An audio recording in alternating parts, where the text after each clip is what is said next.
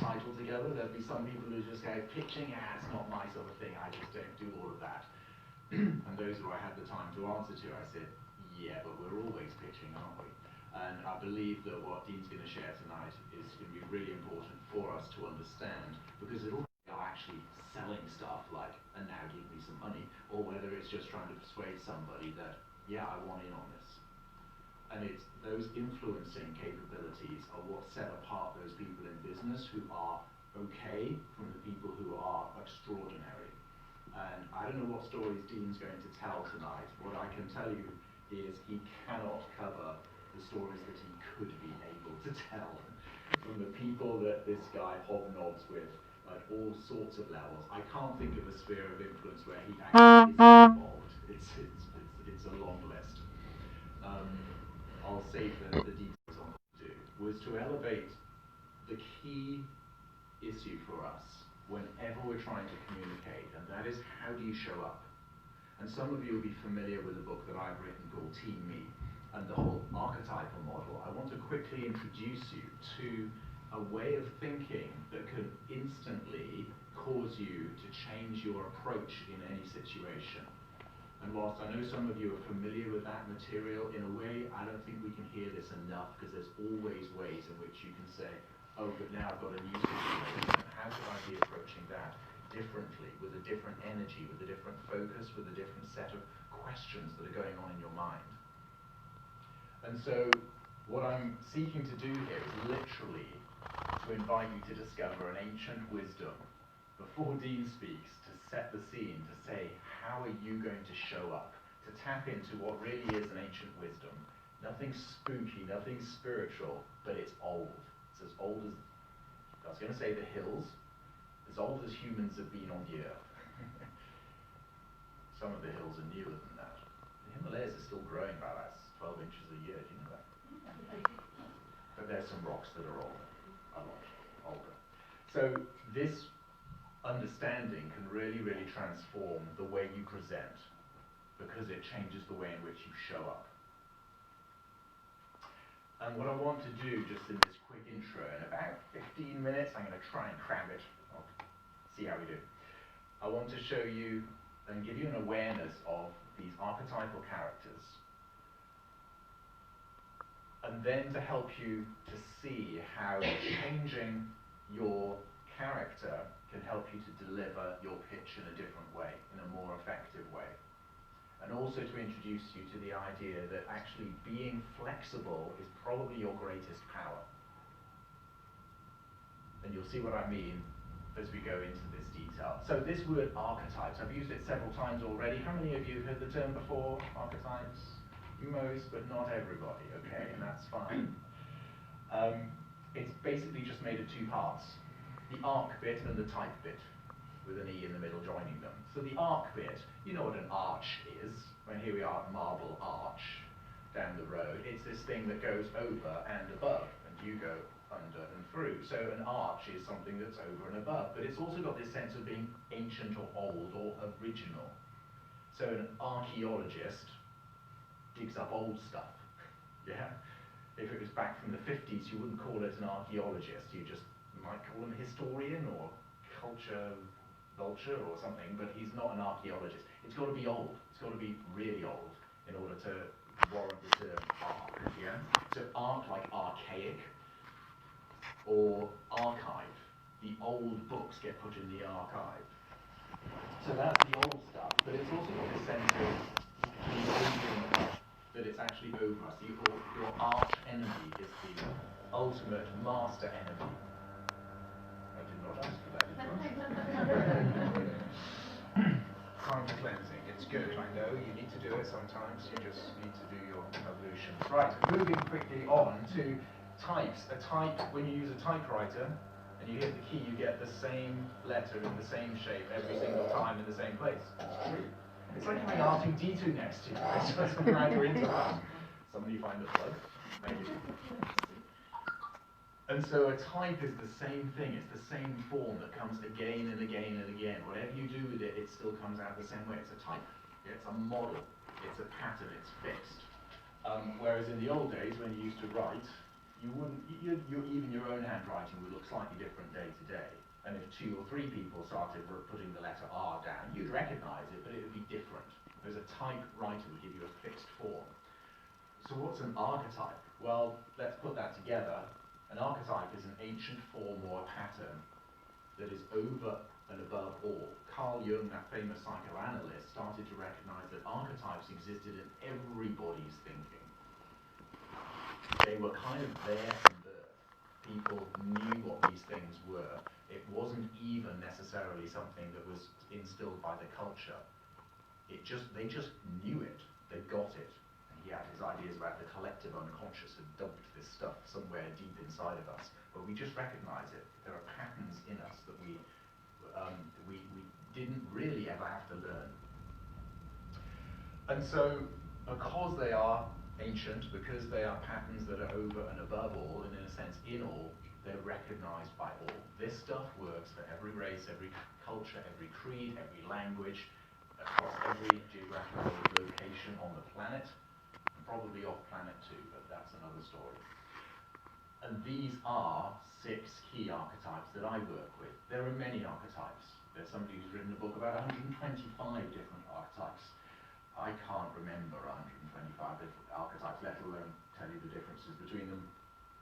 But I've come back to a model of 6 that's a variation of whatever else you'll see out there in the world. And we have these 6 characters. These 6 characters really do define facets of our personality, facets of our character. In a sense, although you might say, oh, I'm more that than that, we've got all of them inside of us. Every one of those characters is a part of us. And let's go through them in detail, and you'll begin to recognize bits of you in these descriptions, and you'll probably recognize some other people that you know. Some may be very close to you, and say, oh, that's rather like them. Okay, so let's quickly go through. The sovereign, the king or the queen, the boss, the ruler. They're commanding, they're responsible, they're just and fair. They're the ones who set the law, and they love order and peace and prosperity. That's their business. They've got their territory, their realm. They're very aware of their area of responsibility. Then if we look at the warrior archetype, I almost don't need to describe this. And I mean, this is the point with archetypes. They are obvious characters. They're very flat in the sense that there's no real surprises. You know them, you know what they're going to do. They are mission focused. You give them something to do, they will take it, they will own it, and they will make sure it happens. And they enforce boundaries. The sovereign's the one who sets the law, but you don't see the queen running down the street saying, car stop. You know, she's got the police force to do that, okay? They're direct, they're determined, they're decisive, they're disciplined. Lots of D's, that's what they're all about. And they're loyal and they're dependable. At least if they trust you and you have their respect, they are, okay, when they're on side. And they will always finish the job. If you're a project manager, you've got to have a lot of warrior in you because you're just pressing through until the job is done, if you're a good one. So they're the action taker. Then we've got the sage. Now the sage is like the Sherlock Holmes or the Mr. Spock if you're a Trekkie. No emotion anywhere, it's just the facts. Just give me the evidence. That's logical, Captain. That's illogical, Captain, etc., etc. So they're educated, they're wise, they love learning, they're always looking for those distinctions. They're discerning, they're perceptive, but they're rational, not emotional. They're looking at what they can measure, what they can track, what evidence they can find. So this is the wise old owl. And then you've got 3 other guys, the mystic, the lover, and the jester. The mystic is the dreamy one, but they're also good innovators. So they're not just floating off the earth, although the warrior thinks they are. Warrior thinks they're just too dreamy, too nebulous. But they have a great way of transcending the current situation. Some could call that faith. It's definitely a sense of hope. And let's not just think of wishy-washy hope, or I hope something's going to happen. Real hope creates a vision inside of you of a better future. If you want to know how powerful hope is, think about fear. Fear is its nasty twin. Both of them create a picture inside of you of an expected future. You don't fear something that's that's happening now. You're experiencing it. It's always set in the future. But hope is an incredibly powerful force, and the mystic plays to it. Unfortunately, if you get those mystics who are a bit negative, they will use the fear factor as well, and they will manipulate through that, as you may see when they get a bit overheated. We'll talk about those later. They transcend and they transform. They believe that a situation can change, and they do it by going up high. They get a vision of something above and beyond. And they're quite happy with mystery. The sage hates mystery. They see it as their job to break up mystery until it's worked out what's actually going on. The mystic is quite happy with things being a bit nebulous and feeling their way through. They're very strong with their instinct and their intuition. I wonder how many mystics we have in the room. Okay, I think that's that, yeah. Oh, you, thank you. You're a machine. The lover archetype. Now, the lover's not just the Romeos and Juliets of the world. The lover is the person who cares about people. I did a quick profile of somebody at a consultancy the other day, but I almost didn't need to, because as soon as this girl walked into the room, just her way of communicating and looking out for people, thought, okay, the lover's quite strong with that one. Let's just see where the other ones are in her as well. So we have a way of profiling people, but they're empathetic, they seek harmony, they're playful, they're spontaneous, and they're generally expressive. You can get shy lovers who are a bit less expressive, but they want to express. You know, if they feel the freedom to do so, they will be expressive. And then finally, we've got the jester. Now, jesters are absolutely vital. They make light of things. So all the other guys, we've got some quite serious characters going on with all of them, but the jester is the one who makes light of stuff. They distract quite often from what's going on, and that can be useful and it can be horrendously annoying. They often then will come in, they will entertain. You give the jester the job of entertaining. You don't give that to the sage. The sage says, I calculated that joke and I thought it was going to go down very well, and clearly it didn't. It's because they just don't get that dynamic, whereas the jester just brings that light and that laughter anyway. So they bring joy, humor, laughter, color into a situation. A day without a jester is like a whole week without a Saturday. You need to let your hair down at some point. Okay. So, what's the point of all of this? Well, once you understand the archetypes, once you build that awareness, the archetypes are there whether you recognize them or not, but once you build your awareness of these characters, you can then actually activate, do certain things to bring up the character that you need more of. I'm sure there's been times when you've been faced with a job and you know you just need to bring it, and something inside you steps up and says, I'm going to make this happen. And when you do that, up comes the warrior. Now, from now on, since you've got this language, you can actually say, warrior, let's do it. And something begins to focus. You have a slightly different mental focus. You focus your energies into getting the job done. You push other things aside. Warriors will say, just get out of my way. When they're set on their mission, they won't be focusing on what other people are thinking and feeling. Okay? But in their purest form. They will just be focused on getting it done. And so your achievement might be the warrior's achievement, but it might be the lover's achievement. You might need to actually build a connection with somebody. The warrior's not going to help you in that situation.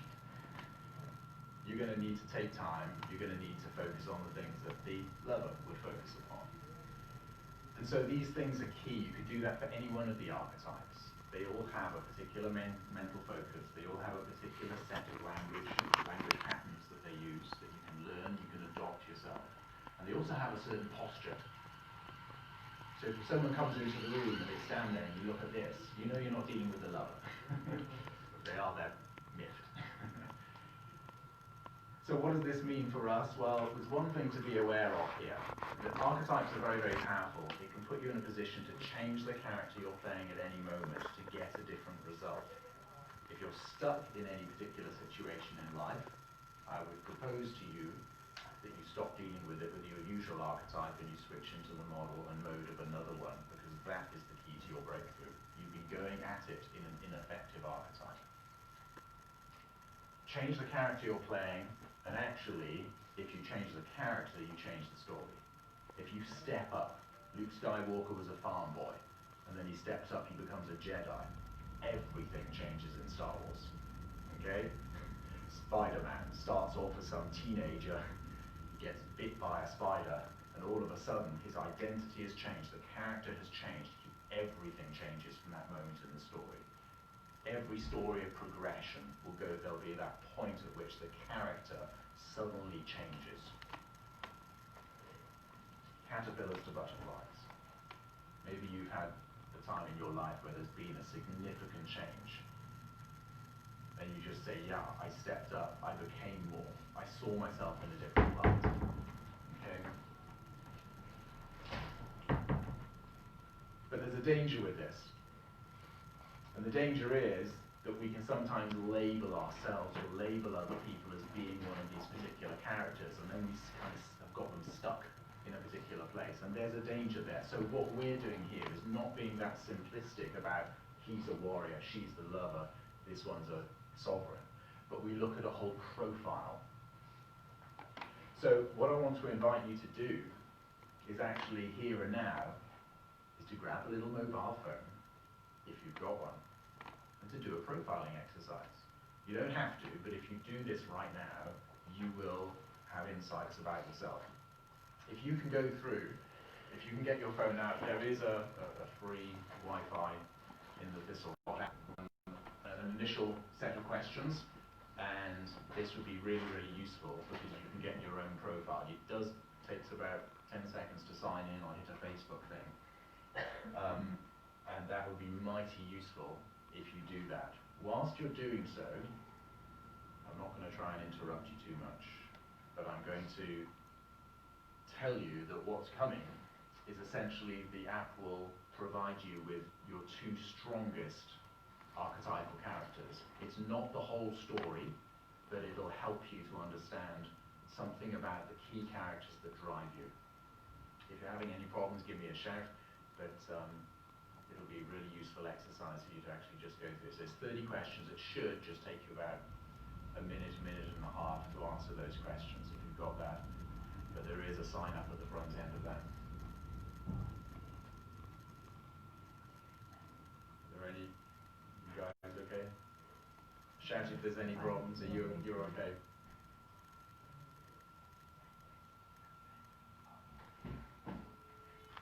Feel free to shout, interrupt, ask a question. It should be simple enough, but there's often issues of one sort or another. Here come the cakes, just in time. Not distracting you, don't be distracted. Keep your focus. You're warriors now. I might have.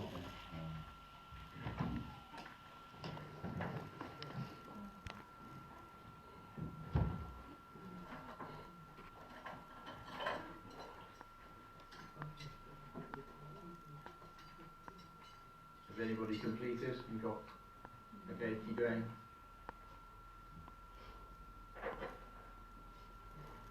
Do I need to register first? Yeah, so you will need to put in an email address and a first name, I think. Maybe a second name as well. Or you can just hit the Facebook button. If you are registered in there, then it should be fine.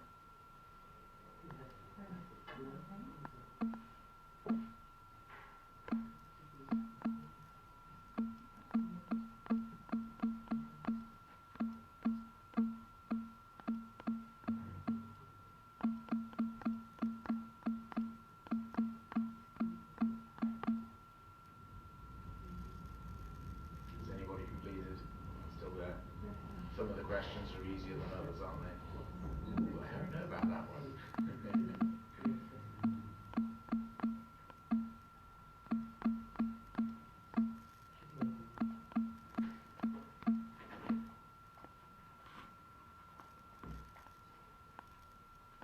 So carry on with that, just push it through. You can ignore what I'm saying, but for those of you who've got there already, I'm just going to bring up the next. There are actually 6 then of these characters that I've given you a quick introduction to. And essentially what the tool will do is show you which are the 2 strongest.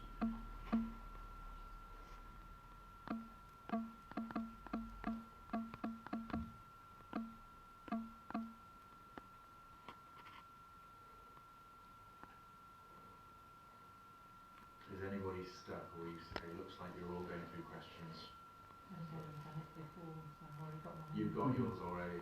There you go. I could try again. No, you don't. Well, yeah, you can redo it, so you know that.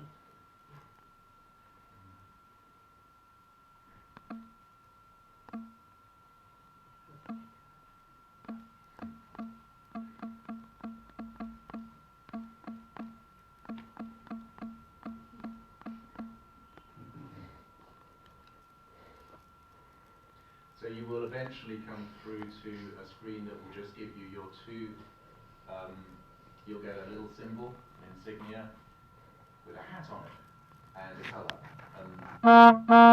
You'll have a lead character, and you'll have a supporting character, which is the strongest and which is kind of your support. They may be very close to each other in terms of what makes you who you are, and also the truth is there are some other characters that could be just below it as well. This then will lead you through, you can hit on learn more, and there are several pages of detail behind each of them. I'll just invite you to look at that in your own time. And then there's a kind of keep playing button that can take you off to all sorts of things that I can support with afterwards. But this is just a way of you finding out your power profile, your strongest two. So I know there's a few people looking at. I do want you to get through to that power profile, because before I hand over to Dean, which is coming up in just a moment, I want to ask you this one question. Well, there's two questions. One around your lead character, and one around your supporting character. So, if you've got your lead character, if you haven't got your character, the question is, how has that character helped you in the past? Being that person, being that character, how has that helped you in any situation, whether in life generally, but this is the way I do life, maybe for some of you. I don't know, for some of you it might be a bit of a surprise. For some of you might say, this machine's broken. I don't like it at all. It's insulting. We shall see. Anybody still? Who's got the power profile? Have you got three there? Couple, 3, 4, good. It took a while to log in, so I can't. Okay, right. Okay. What I want you to do, carry on going through to it, please, once you've got it. And once you've got it, this is the question. I want you to tell the person next to you, find somebody you can talk to, and if you need to go into threes, that's fine as well, but tell them the answer to that question. How has your strongest character helped you in life? And just do share that amongst you, and then I'm going to be introducing you to Dean. Go for it. Which is good. I think it's good. So a lot of my clients now are stocking return bags. I've got another two. That's because I carry her and I've got a team, and I think the people that in my company, not my company I work for, are the biggest account, and so looking after them, building them up, encouragement and confidence and things is my job. So then you will respect them and look after them. Okay. So yours is not, this is a bunch of sales but you're building for it. Okay, cool.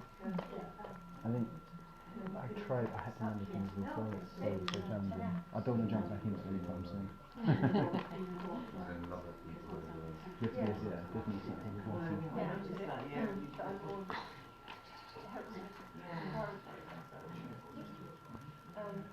Funny, I did do it again and I got the same result, which is what you would expect. But I remember when I first bought this house, the opportunity to view it. Negative questions, which were hard to answer. You had to think about. I really dislike. Most of all, yeah. Most of all in the test, I found it quite hard to.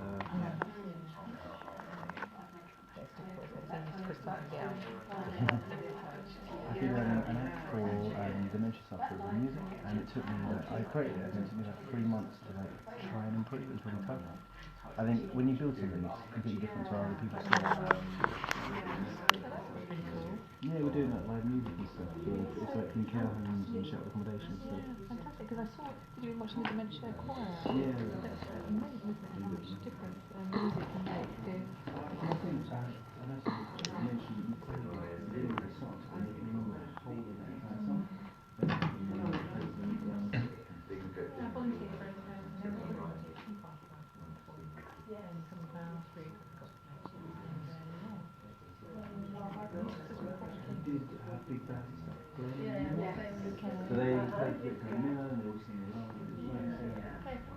coordinaire pour music memory. Okay, guys, thank you. It's very Oh. I hope you got there in the end. A few quizzical faces, a few strange smiles. How many of you found that it was somewhat accurate? Yeah? Okay, everybody found it at least somewhat. How many of you thought it was very accurate? Yeah? Most? Okay. And it's hard for a machine to play back exactly who you are, especially because if you're, say, strong with Lover and Sage, some of their characteristics contradict each other, but that's what makes you the interesting person that you are. And you may find that those two were your lead and your support, or you may find that actually the Sage is just a little bit below, and this particular profile has to just take the strongest two, and doesn't give you the fullest picture. But there's a little sneaky thing that I can go away around the back, and I can actually then look at your full profile and see what that looks like, and that's what I'll use in any kind of. It was about 20 years ago when we first met. We worked together in a startup, an online startup, and I got to know Dean for his remarkable abilities in the areas of design and other such things. But we reconnected just a couple of years ago, and we started then saying, well, hold on, what have you been doing for 20 years? And we started looking at what we were doing, and what I found is that this man and I have almost exactly the same sort of set of values. And that's what I think has brought us back together, and we're going to be doing some workshops across the rest of the year around pitching and presentation. But he's also come out with all sorts of stories and photographs, and oh yes, here I am. It's like, what's that? It looks like an amazing, it looks like the Oscars, but it's some charity gallery thing. Where was that? That was in the States. That looks like Bill Clinton on the table next to you. Yeah, that was Bill Clinton. And other such stories that we hear from this man. He's operating in, and he'll give you a quick snapshot. He's also involved in political circles. He's a remarkable artist who has had work signed by many prime ministers. Has a habit of sketching up prime ministers and other such characters. But he's also extraordinarily, I find him just down to earth and real. So he's able to see, he seems to transition and transcend through all echelons of society. He's able to talk from the heads of nations down to the tramps on the street corner, and he's got this big heart, and that's what I appreciate most about him. I'm really pleased that he came along tonight for this, and we've got a lot of other stuff to come. So let's just give him a warm round of applause and hand over. Good evening. A very delightful introduction. Thank you so much, and thank you all for coming here on an evening in the middle of London when you could be out, in Soho drinking. And just to start with, I just thought I'd mention, just from a housekeeping perspective, if you want to share anything, because one of the things that I often find when doing these talks is that everybody gets something slightly different out of it. And actually, if you share that online, then you might find that someone else has picked something up that you haven't, or also they might be grateful for you sharing that. So if you use Win That Pitch as a hashtag, but also Power Pitch for tonight, and feel free to contact me. I'll put these up at the end as well. But what I want to do, I see you take the photo, so I'll hold off moving forward. No, brilliant, thank you. So, as Pad said, there you go. As Pad said, I've got quite an eclectic life, and I've been very fortunate, in part because of the people I've got to know. Actually, I think the people we surround ourselves with really are a reflection of ourselves, and often the journey that we go on is as much as important who the passengers are with us as it can be the actual destination we're trying to reach. And I thought I'd give you a quick overview of my background, and the only reason why is to give you a sense of actually where the Win That Pitch brand came from and my book, How to Win. Because actually I think pitching is not just about going and doing a Dragon's Den style elevator pitch, or an investment pitch. We pitch all the time. We pitch every day. We pitch ideas to our family about where we want to go on holiday. We pitch when we go for a job interview to be able to get the next move in our career. We pitch all the time. And so what I want to go through tonight is share some of those insights around what pitching really is, some techniques for that, but also build on some of my experiences. And I just thought I'd just share a quick glance at some of those here. So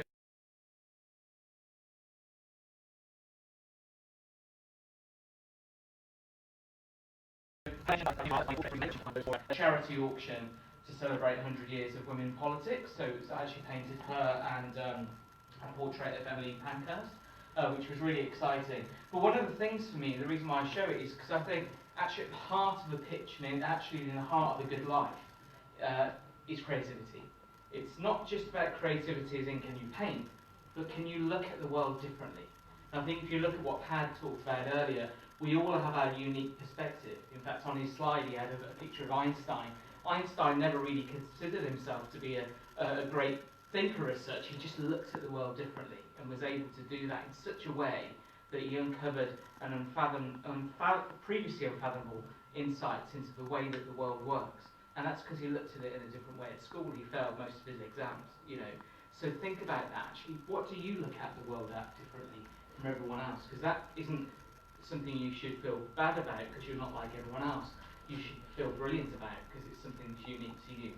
Secondly, I wanted to mention this here. So my business is a social media partner for a thing called the Holmes Report. And the Holmes Report does events all around the world. And I've been very fortunate to go to Miami a few times, Washington last year, for their big events. And we often get to hear from really amazing big brands, big organisations, big agencies about how they pitch, but also what campaigns they're doing. And increasingly, the interesting thing that I found in the world of commerce, in the world of PR, in the world of marketing, especially when you're thinking about your organisations or your ambitions, is this concept of purpose. What's our purpose in life?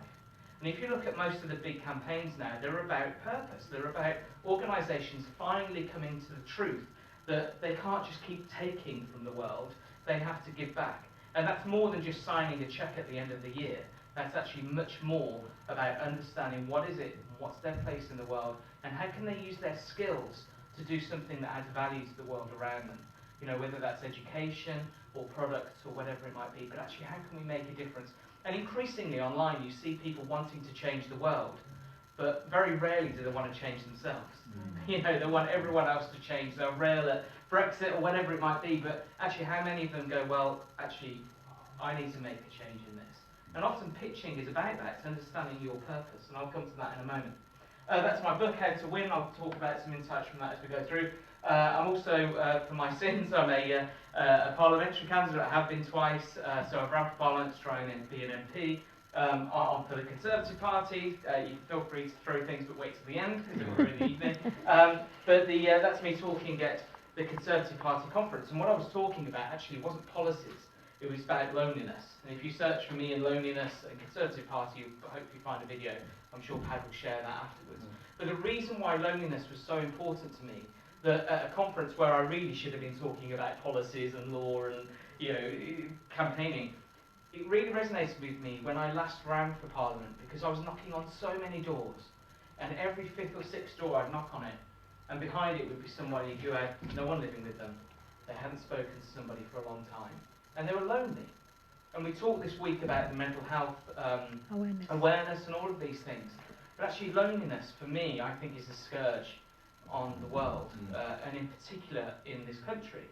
And I say that in particular around pitching, because for me, you know, communications is the most important skill we have to be able to communicate who we are, communicate with our community, and communicate more widely. And the reason why I've got this side and these pictures over here is because whilst in the UK I was knocking on doors and finding people were lonely when they were cramped in these terrace houses, wall to wall, literally meters away from people next to them. And yet I was lucky enough to go to the Philippines, and this guy here is incredible. It's one of my friends, Greg Secker, who runs Lunch Trade, if you've heard of them. And what most people don't know about Greg is that Greg actually, I've done a lot of work with him, and he is the most incredible philanthropist. And he literally, for a long story, I won't go into the details fully now, but he's literally built a village in the middle of the jungle in the Philippines to help people. He's homed 100 families. There's about 600-700 people in the Philippines who previously had nothing, that have now got a roof over their head and are beginning to, as Greg puts it, you know, go from just survive to thrive. And what I learnt from Greg and some of the works that we did together is that actually you can find the most amazing humanity sometimes in the worst situations.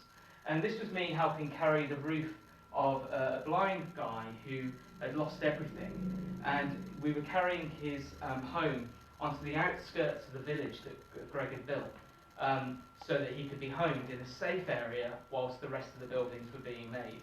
And so it was that area that he could walk around without the risk of damage from people who were building the buildings. But the reason why I mention this is that one of the events of this that was so powerful for me was that this was shortly after I'd been running for election. And I was in a place where people felt lonely when they were meters away from each other. And yet here I was singing Hi Ho, it's off to work we go, with a bunch of people who've lost everything, in Typhoon Haiyan 5 years ago. And it just shows the power that actually mindset, the power of community is so strong, and actually being able to bring that world together, through someone like Greg, or even through yourselves, you can really make a difference. And it doesn't need to be something massive. You don't need to build a village, but sometimes you need to build a village around you of people that can really make a difference.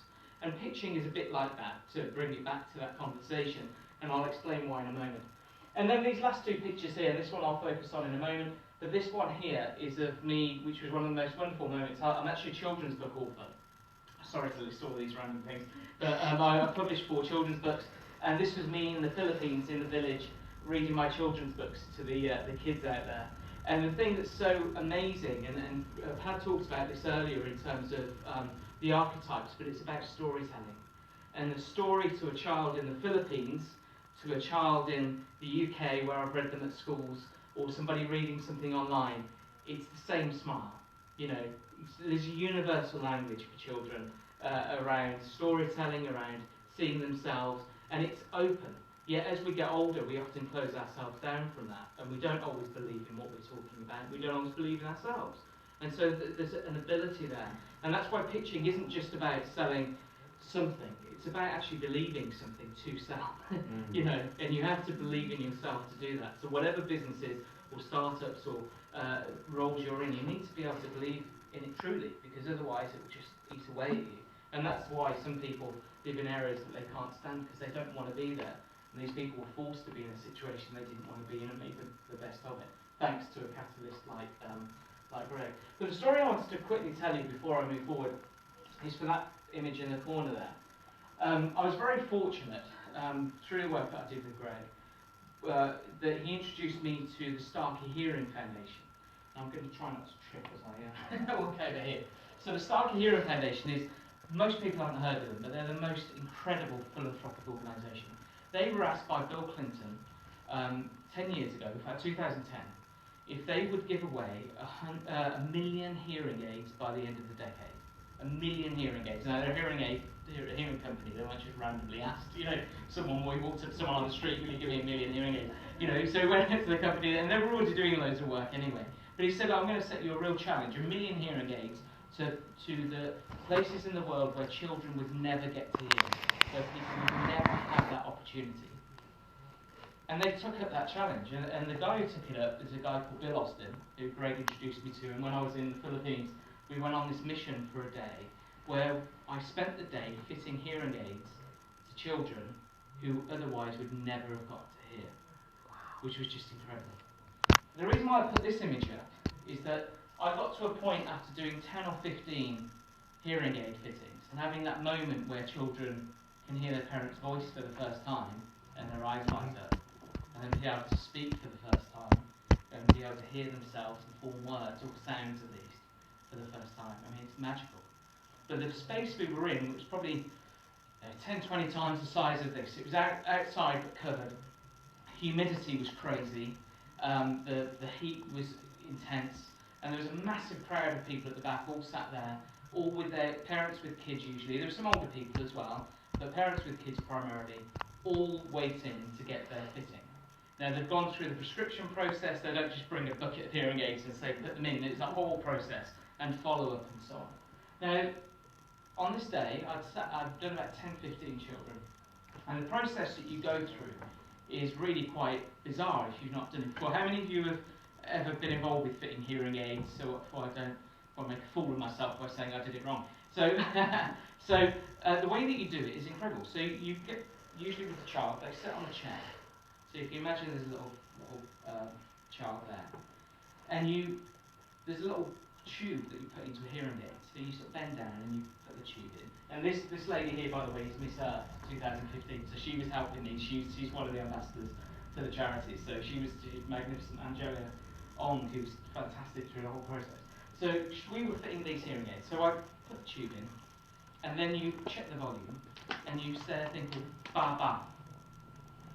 Ba ba. Simple as that. And the eyes don't light up. Okay, turn up the volume. Ba ba. Ba ba. And you see that, okay, they've heard something. Then you adjust it, and you use the universal language of that or that. Was it too loud? Was it too quiet? Now, they don't know what's too loud. They don't know what's too quiet. So you have to, using a different language, try and get them to think about which way will it work. You know, is it working? And then they start to get it. Ba ba, ba ba. And then you get one ear, and then you move over. So imagine I won't walk over her. So she sat there, and you go ba ba, ba ba, same process. And then eventually, in both ears, they're at the right level. And you see them sort of get it. And then their parent will say something to them. And in some places, people like Elton John and Lady Gaga go along and they sing to them. So the first thing they hear is some magnificent music. But in this instance, sadly with me. So and so ba ba, ba ba. So you do this. And then their parent says something, their eyes light up. So I've done that 10 times. And then after that, what you usually do is you try and get them to speak. Now the thing is, if you've never heard yourself, you don't know how to speak, because you don't know how to form the words. So the challenge is that you then get them to try and say a vowel. So ah. But the way it comes out often is they can't say it, and that's not me trying to sort of, I'm not doing a very good example of it, but you get the sense of it. But what happens is this magical moment, which for me was even more powerful than their eyes lighting up, because you have this magical moment where after they try, if they can't quite get it, you get their hand and you put it on your throat like this. Just try it yourself. Just put your hand into it and speak. Just say ah. We were sat there, and that's her mother in the corner, and we were sat there, and then I was trying to get her to speak. So did the hand thing, ah. It's like ba ba ba ba. Couldn't get it. She could not get it. So I tried, and I tried, and I tried, and I tried, and I tried. To the point that I realised, oh my gosh, I'm really probably making her feel uncomfortable. There's a strange guy from another country, you know, getting her to try and say strange things, and she couldn't get it. And you could see the intensity on her face, really trying. You know, she so wanted to be able to say it. She'd sat at the back of the room, watching all of these other children come up to the front, get fitted, say a word, have everyone clap them, and go off. And she couldn't do it. And the failing, I felt, was in me, not her. Perhaps I was doing something wrong. And Bill Austin, who's this amazing billionaire, I always think he looks a bit like Doctor Who if he'd been American in the 70s. He's like this amazing godlike creature. And he came over to me and he said, give her a few moments. He said, fill out this prescription, which I had no idea what I was doing. So I got a pen and pretended to write. And Rosemary sat in the chair. And so I was stood over here, if you imagine, sort of watching her just to make sure she was okay. And after a few moments, she got up and she walked over to her mom. And my heart sank. It was as if someone had just took my heart, thrown it into the ocean like a stone, and it was sinking and sinking and sinking and sinking. Because I thought, you know what, I failed her. And I feel it even now, you know, I even get the tingles. And so she stood up, she walked over to her mum. And I thought, oh gosh, Dean, you've done that so wrong. What if you know, she didn't get her moment. And I felt awful. And you can tell I've been crying from that picture, red-faced British guy, you know, with tears rolling down. She looked perfect with her makeup, and there's me, you know, red and bloated and all right. So anyway, she goes over to her mum, and I was like, what do I do? Do I try and get her to try again? What have I done wrong? I hope I haven't upset her, you know, this is her moment, and she's not had it. She goes over to her mum, and her mother does what all mothers do, and any parent does, to be fair. She looked down at her daughter and reassuringly put her hand on her shoulder. And she just looked at her as if to say, it's okay. It's okay. Because for me, even now, I won't put it. It's okay. And I just sat watching this in slow motion. And then she looked up at her mum. And she'd really been trying, you know, mama, She couldn't get it. And then she looked up at her mum. Just imagine this. And crystal clear, she said, mama. And even now, it chokes me up. She said mummy for the first time. And that was what she'd been trying to say. I hadn't realised it in my mind that it wasn't that she didn't want to say she didn't want to say baba, she wanted to say mummy in Filipino. And I burst into tears and broke me for a few hours actually, even though I carried on. And it still does to this day, because the reason why I tell that story when we're talking about pitching is that when you think about it, pitching is about communication. But what we often try and do is communicate too much. In that instance, the power of that one word, 4 letters, M-A-M-A, Mama, changed her life forever. It's a memory I will have till the day I die. And it changed her mother's life forever. 4 letters. Now, when you think about pitching, when you think about the work that you do, when you think about why you do it, don't think about all the billions of things. Just think about the purity of what is it that you really want to do, what is it you really want to sell, but also what difference are you making to them by them buying your product or your service or you if it's for a job interview. What is it that you're making a difference about? Because that's what the pitch is. The pitch isn't Dragon's Den, give us a pile of money from your desk. It's that moment of just absolute, utter joy that you've been able to change someone's life in whatever way that is. And so I'll come back to this story a few times as we go through, but the reason why I start with that is because I learned through those experiences what communications really is. I've worked in the communications industry with major brands for many years, but in that moment of purity I realised it's about the two-way dialogue. It's about listening, and it's also about speaking. And it's about hearing people properly, about what is it they really want to do, what is it they really want to say. And so, on a more business-like sense, sorry, I should have given that Kleenex before. Sorry for making some of you cry. But am I already at 10 minutes? Oh my gosh. Sorry, I spent far too long on that. But we'll cover the rest of it as we go through. But the reason I say that is for the reasons I've just mentioned, but also, it's also to think about what is a pitch. And now a pitch for me, I've learned over the years, is these 3 components. It's your brand value. So what is it about you that's unique? It's about storytelling. How do you tell that story with authenticity, with engagement, with trust? And it's about sales. Or you could change that for call to action. You know, what are you going to get somebody to do? And that's about converting into customers, or getting somebody to change their mind or their behaviour about what you're doing. And the reason why that's so important is that you have to start to think then, what is it that you're actually trying to achieve here? So if you think about this for yourselves, and how many of you have got businesses? Okay, and how many of you want to start a business? Okay, yes. How many of you want to be millionaires? Not everyone put their hands up, that's brilliant. I've met many, and actually they're not always as happy as they look on Instagram, so actually you need to find yourself before you find your riches. But, you know, brand values. So when you think about what you do or what you want to do, you know, what are your brand values? What's unique about you? What is it unique about your product or your idea or your thinking or your approach that is absolutely you and not somebody else? Because that's what will help you get up in the morning to keep trying to sell it, keep trying to do what you do. What's the story you tell about that? Why did you get to that point? Why did you leave a big job or a successful job or a successful career or a job you hate to go and set up a business? Or why do you want to do that? What do you want to do with that? And the sales bit, really, and this is one of the things that Greg taught me actually, was that sales, what most people get wrong with sales, because they think sales is trying to push something onto somebody. When most people think of sales, they think of second-hand car salesmen, you know, sort of dirty bidding, oh gosh. But actually, if you believe in what you're doing, if you believe in it 100%, that you're making a difference with what you're doing, then actually selling, as Greg used to say to me, is just about transferring the feeling.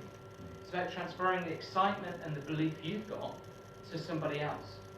So when you're thinking about what you're doing, what is it that you're transferring the feeling about? What difference?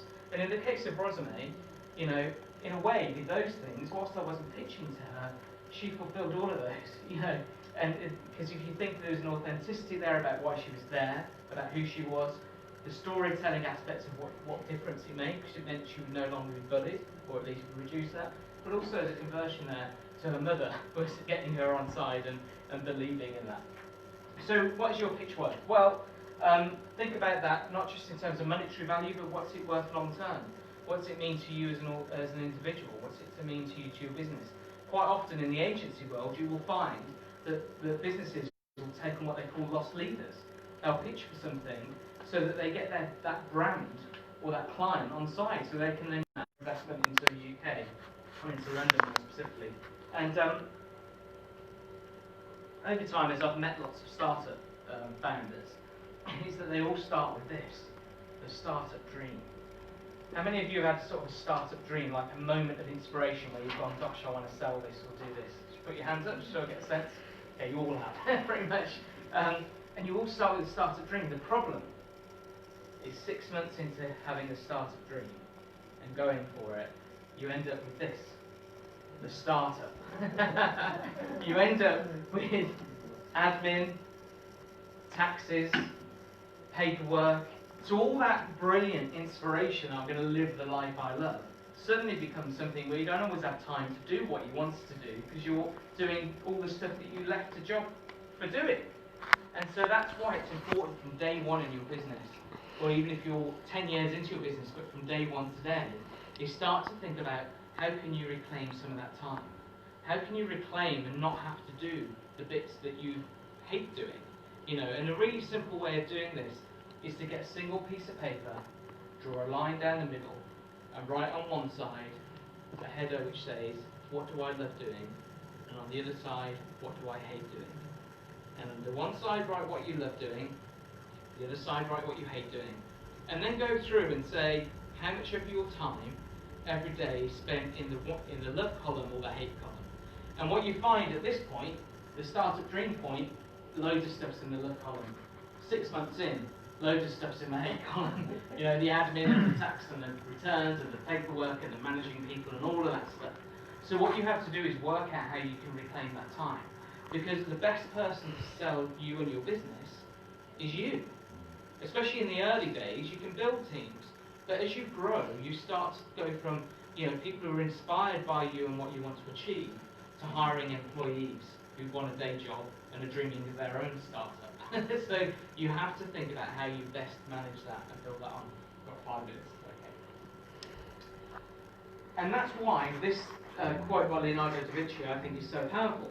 Because when you think about what you're doing, and I'm going to come to more of the details of the pitch process in a moment, but every now and then, go away, have a little relaxation, but when you come back to your work, your judgment will be surer. Now the trouble is, when you're in startup mode, or when you're working in a business or in a pitch, especially when it's quite time intensive, is your head's buried in it. You know, you're constant, that's your world, that's your focus. And what it means is you sometimes spend more time doing it, miss opportunities, try and go after everything. And so you have to sometimes force yourself to stand back, try not to strip over, stand back and look at what's going on in the world around you. Look at what the real opportunities are, and I'll explain why I say that in a moment. And that, in fact, actually is why, for me, I started the Win That Pitch brand. And I won't labour on this now, I'll mention it later, but, you know, I wrote my book, How to Win, which actually wasn't going to be a book. I was going to write a 4-page checklist on things to think about when pitching. And then I realised it was 8 pages, and then it was 12 pages of checklist, then it was 16, and then it ended up being a book with tips and guides and all the rest of it, techniques, from speaking to different people and for myself around the pitch process. And it's now a 120-page book, and it'll be available on my site, but also will be on Amazon in the next couple of weeks. But then I thought, well, actually, people need some more guidance on that, so I wrote a course around that. And actually, just today I've done a major announcement. I've got 14 associates who are, you know, one of the guys is a leadership professor who advises the space program in China. I've got another lady who is amazing, a woman who used to be the editor-in-chief of the PR Week. I mean, I won't go into it now, but what I've been fortunate to do is, once I realised that Win That Pitch actually was the bit that I really loved doing, the pitch bit, things started to come towards me rather than me trying to chase other things. And I think when you find that moment, find that thing that you love doing, you'll find stuff suddenly starts happening. You'll bump into people that you didn't realise actually had a common value or a common interest. A bit like Pad, when we caught up a couple of years ago. You know, we hadn't been in touch, but then all of a sudden we had things that were in common. And just the next quote on that, so before we take a short break, is this brilliant quote by Abraham Lincoln, which is, "Give me 6 hours to chop down a tree, and I will spend the first 4 sharpening the axe." And the reason why this is such an important slide, in fact I'd say it's probably the most important quote when pitching, is that especially when you're trying to grow a business, every opportunity looks like it's going to be the game changer. We spend so much time trying to chase every lead, every pitch, every brief, every opportunity, but not everything is right for you. And there's a classic phrase in marketing, which is, you know, the number one way to fail as a business is to try and be everything to everyone, because you can't be. And actually, you'll be nothing to no one if that's the case. So you have to think about what is it. And sometimes the more niche you are, the more specific you are, actually the more successful you will be. Because whatever you do, you'll find there'll be thousands of people around the world who probably love that too. You know, so you have to think about who your target audience is. But when you're pitching, you have to really think about how can you prepare for it. And that often comes down to the briefing process. And so within the guide, I started to identify what are the sort of questions you need to ask when you're developing a brief or identifying what the client really wants. Now, in my world, often you get big. Sorry, you won't be able to read. Feel free, it's in the book. But I'll gladly share some of it later. But the reason why I say this is that for me, often the pitches I've done in the past have been, you know, for a few £100,000 or a few £1 million, and so you get these big, lengthy documents that you have to respond to, and they've got all the information in. But actually, the principles are the same whether it's a small project or a huge project. You need to know questions like, or answers to questions like, why are they putting this out to brief? Why does the customer want what you're doing? Have they got someone that they're already buying it from and they've let them down? Or is it because it's something new to them? What are their expectations? When would they want it by? What sort of customer service are they expecting? What are their expectations? You have to really think about these sorts of details. Because actually, if you understand and get into the mindset of who you're selling to, it's much easier to then understand whether you're a good fit, whether you're likely to win. Because often, especially when you're going after big projects, you know, in the agency world and in a lot of businesses, you know, the client doesn't actually want to hire a new agency. They have to go through procurement every 5 years, and so they're forced to go out to tender, and you'll never win it. So you have to ask questions before you start wasting time.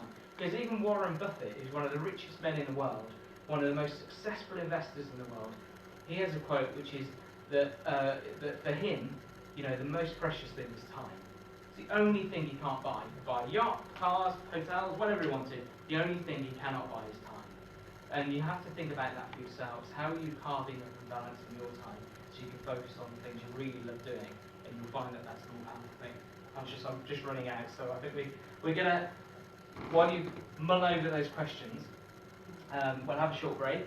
There's nice cakes here, and then we'll go on and I'll take the session for you. Excellent, thank you. Thank you, Dean. We'll have 10 minutes. Yeah, it's cake and coffees, and yeah, then we'll come on back for another half-hour blitz at the end. Hopefully, I'm getting loads of stuff out of that. Are you too? Yes. Thank you, Dean. Eat cake. Drink coffee.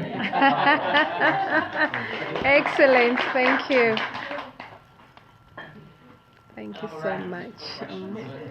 I'll try not to do spoilers. Thank you.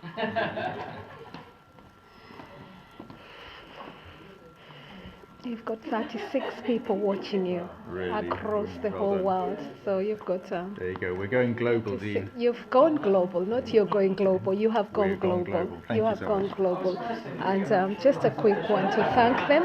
And he's invited me to what you're watching. And as you've heard his name, thank you so much to everybody watching from Kenya, from Coventry, from Nigeria. Mel Goldberg, lovely to see you. Peter Bray, lovely to see you. And is there something that you'd like to inspire them? And thank you so much. He invited me here, so I'm honored. I just met him last 2 weeks, I think, maybe, or a week, and I'm so inspired that I thought, being me, I love abundance, I love sharing, and this is a good example of sharing. And thank you so much to everyone who is joining. We are delighted, 36 of you, so just appreciating every single one of you. And to keep this video, it's also been recorded professionally, so look out for the professional version. But I'm really inspired. I've learned quite a lot, and I tell you what, I'm humbled, and many thanks for considering to invite me. I'm absolutely it has benefited me as a person. So just thanking everyone who, somebody from Fiji as well, Elda Lebang from Fiji, Darren all the way in Wales, I believe, Osifo Jalo, I know you're back from Sierra Leone, many thanks. So Nasir, I think you're somewhere around Manchester, I believe. Komiako Wanyambura, thank you so much from Kenya. Moses Ndale from Kenya, lovely to see you. Osushi, I believe you're from Nigeria, many thanks for joining in. Rod Hopkins, lovely to see you. Tarol Embley, I've mentioned you. And of course, Elder Lebang, all the way from Fiji, we love you. Ola TJ, we thank you so much. Chenga George, all the way from Kenya, watching. We pass our regards all the way to Kenya. Pass the message how to pitch. Tell us your stories, and many, many thanks. Please also log into the app so that at least you can benefit and know your character. I thought that was really exciting. I'm absolutely delighted because I need to learn my character and look out for business, and make sure you've done that exercise. I'm going to be putting that out so you can see where that is. Tony Ndegwa, many thanks. Ram Eagle, and of course Jose Maximilino from Kenya. Fatah Ahmed, I believe you're in backing. Sarah Okello, I believe you're somewhere, but welcome as well. Peter Bray, always lovely to see you. Mel Gobson, sports and promotes diversity. We love you for the work that you do, and I really love you all. David Montana, and of course Molly Kirich, all the way from Kenya, we love you as well. Kenya joining us, of course Reverend George Agui, all the way in London, many, many thanks for that. Bishop T. Evans, we thank you for joining in. Ricky Totman, all the way in Tottenham, we love you. Flora Langat, Kenya, and of course Opung, we love you all, and I hope you're back from Nigeria as well. Many, many thanks. Patrick C. and Pili Mira, Duncan Buchanan, and Parish Councillor Omolola Oyeusi, Mwali, Michael. I believe we've hit over 40. Shiro Esther and Tim Okello. Samuel Dinsey, we're waving you back. And thank you so much. You've gone global. I love you all. And Yeah. So in Thank Kenya. you. Guys, I really appreciate you joining tonight and just seeing what's going on here. We had a wonderful speaker, Dean. Of course, I spoke at the beginning part of that, if you got to see any of it. But it's, wonderful if you can just discover all the goodies that are inside of you, essentially. I talk a lot about the archetypal characters. Every one of us has got remarkably strong character traits that we can call upon in order to really get those breakthroughs in our lives. Every one of us has challenges. Every one of us finds ourselves stuck in one place or another. And these archetypes that you can access with teamme.app, that just gives you a little insight into what makes you who you are, what makes you tick, what makes you do life the way that you do life, and helps you to see what are those strong keys that you've got. There's a later edition which will show you where you need to work on things, because leaders are the people who are willing to do whatever it takes, even if it's not their strongest trait. But usually your first step to success will be to take what is already strong and make use of it. Put that into action. If you're strong with a warrior, then really be that warrior. If you're strong with a lover, then really be that lover. So those are the different characters. We've got 6 key characters to learn from, and we can always be exploring ourselves to greater levels of depth with these characters, which is why I'm so passionate about this. And it's just a wonderful message to be able to take out to the world. But if you find that out for yourself, you can do that free online. Discover more about yourself that way. But then there are courses and all sorts that can help you go deeper to fill in those gaps. Because I find, for me, it's the sage. I really have to work hard on the sage. I'm sage when I study certain things. But you get me talking about my finances, and it's the area I struggle with. I need accountants. I have a money coach. I need people to support me because I'm not strong in that area. But I know that my leadership will be limited if I don't get a handle on that. It doesn't mean I will be the world's best accountant. I'm not made for that. But I realize that there are areas of my life I need to work upon. So that's one of the ones which is key for me. And for you, there'll be areas of weakness too there that need to be worked on. That's no shame in that. We just say we're built a certain way. We've developed a certain way. And it's good for us if we're going to move into leadership in any areas of our life, even if it's just leadership leadership in our family, or if it's leadership in our community, or in our church, or our community, or in our place of work, or even in the nation. Thank And you. those would be key things. You got me on my favorite subject. I'm I could talk telling for you, hours about and this I stuff. tell you what, you've just had him. And you know what, I'm blessed. I'm from the faith. I'm blessed just to have met you, and this has really inspired a lot of people. I think this room is full up with your audience as well. I believe that we've reached out international, globally. Please, please, please follow him. What is the hashtag, please? So if you want to find me, you find me on Facebook under the name PadPax. You'll find me there. But there's Team Me is the name of the brand. So teamme.com will get you through to the website, or teamme.app is the profiling tool. But if you want to find any other details, yeah, Team Me and Pad, P-A-D, and that will usually you'll find me there somewhere. And of course, the other speaker? So the other speaker is called Dean Russell. Tonight we're working with the hashtag of #PowerPitch, and this is some of the keys that Dean is talking about tonight. Yes. I've known him for 20 years, but Absolutely he's a good old wonderful. friend. And I love the work that they've done. That was really an inspiring story. Osifo, we've got a very good storyteller here. I believe you watched that. That is really powerful. Many, many thanks for changing children's life. I really love somebody who's got gratitude, and I thank him for the work that he's done. Yeah, thank he's you. doing amazing stuff. Anyway, Absolutely. great to have you guys And follow thank us you. tonight. Thank Cheers. you so much. Thank you. Speak soon. Thank you. So you've just heard from them, both of them. So I thought I should just bring you live here. So thank you so much, Margaret Twist, for joining in, and of course Samuel Dinsey and Tim Okello. Lovely to see you all. We are on break, so I hope you follow it all the way through, and I hope you've enjoyed watching it. I'm sitting at the back, so I was not able to really make it really loud, but I hope you've captured something, and that's just me. I love sharing, and of course due to launch some of the work and product that I sell, so watch out for that.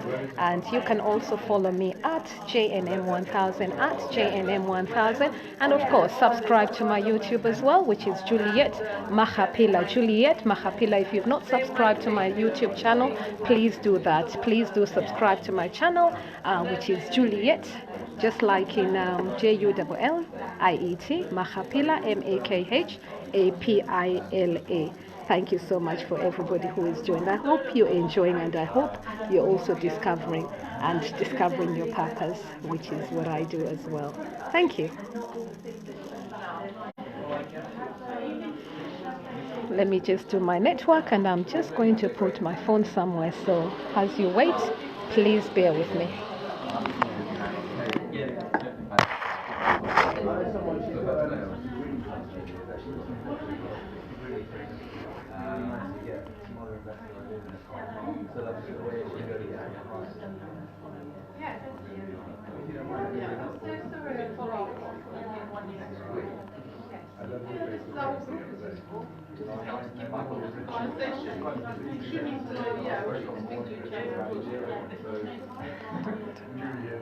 Morning, Richard. I just hope you get up at 5 o'clock in the morning. I got to put the washing. I got to get the kids into the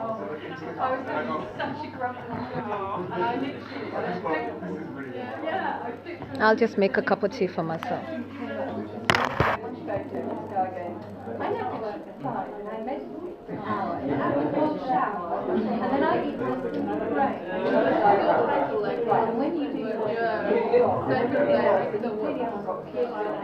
My morning was doing all that.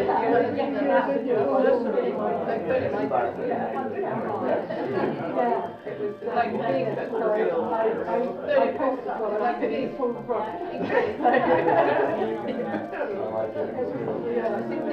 Yeah, do you know what? I've had so many nights.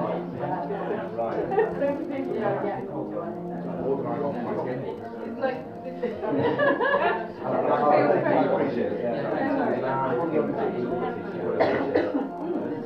what is the name of it? And he didn't go away saying,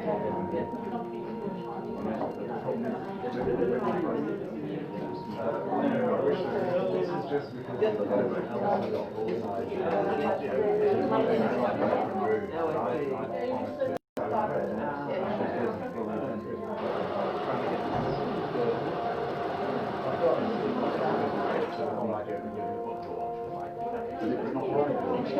Not now, because yeah, there's so many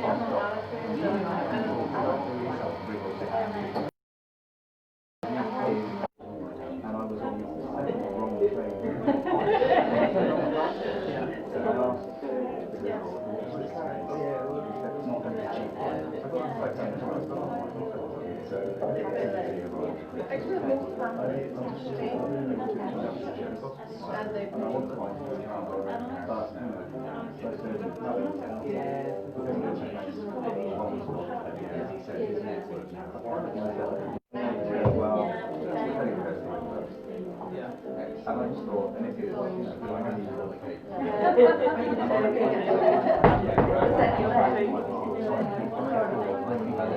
so the other stuff as well.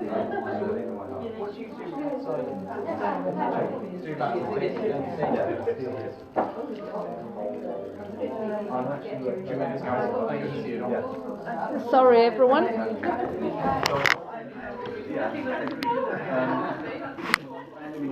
Sorry, everyone. I just needed to have that break and also network. So we're just going back. So yes, I got my coffee.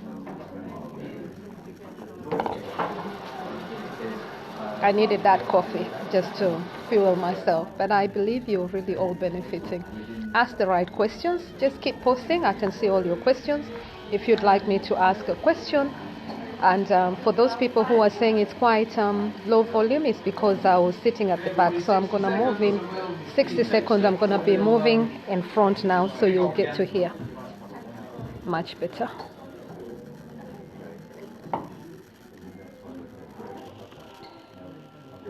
Thank you so much for everybody joining. So it's 60 seconds, so we're back now. Thank you.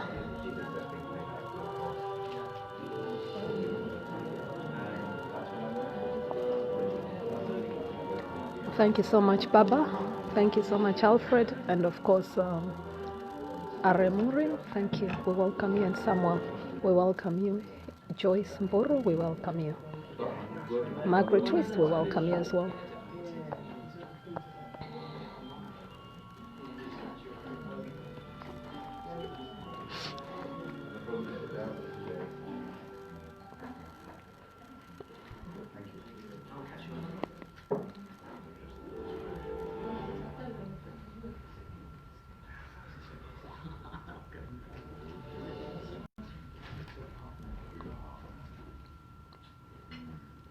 Silent hush fell upon the room. Excellent, an expectant hush. So, I'm just going to hand it back over to Dean. I'll have a few final words to say at the end, and then we're going to try and allow a little bit of time. We do need to clear out at 9 o'clock tonight, actually out of the room to honour and respect the timing that we've been given. But thank you, Elsa, for the opportunity to speak. And it's been lovely to meet up with you all. Juliet over here, for those of you who didn't hear, has been our outside broadcasting unit, which has been great because half of this is going across to Kenya, Fiji, and even Coventry and Wales. So it's been a lot far and wide. I'm not sure if America's woken up yet. Hi, if you have got some people from America. So that's great as well. So we are truly involved in a global event tonight. But I'm handing back over to Dean. We have just half an hour of solid, meaty content.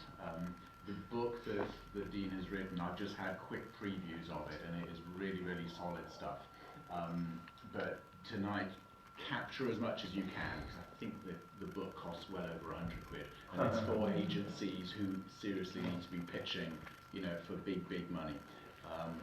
And will make a serious difference. So capture everything you can, okay?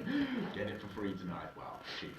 All right. Handing back over to Dean. Thank you. Thank you. No, thank you. Thanks for all sticking around. It's always a good sign.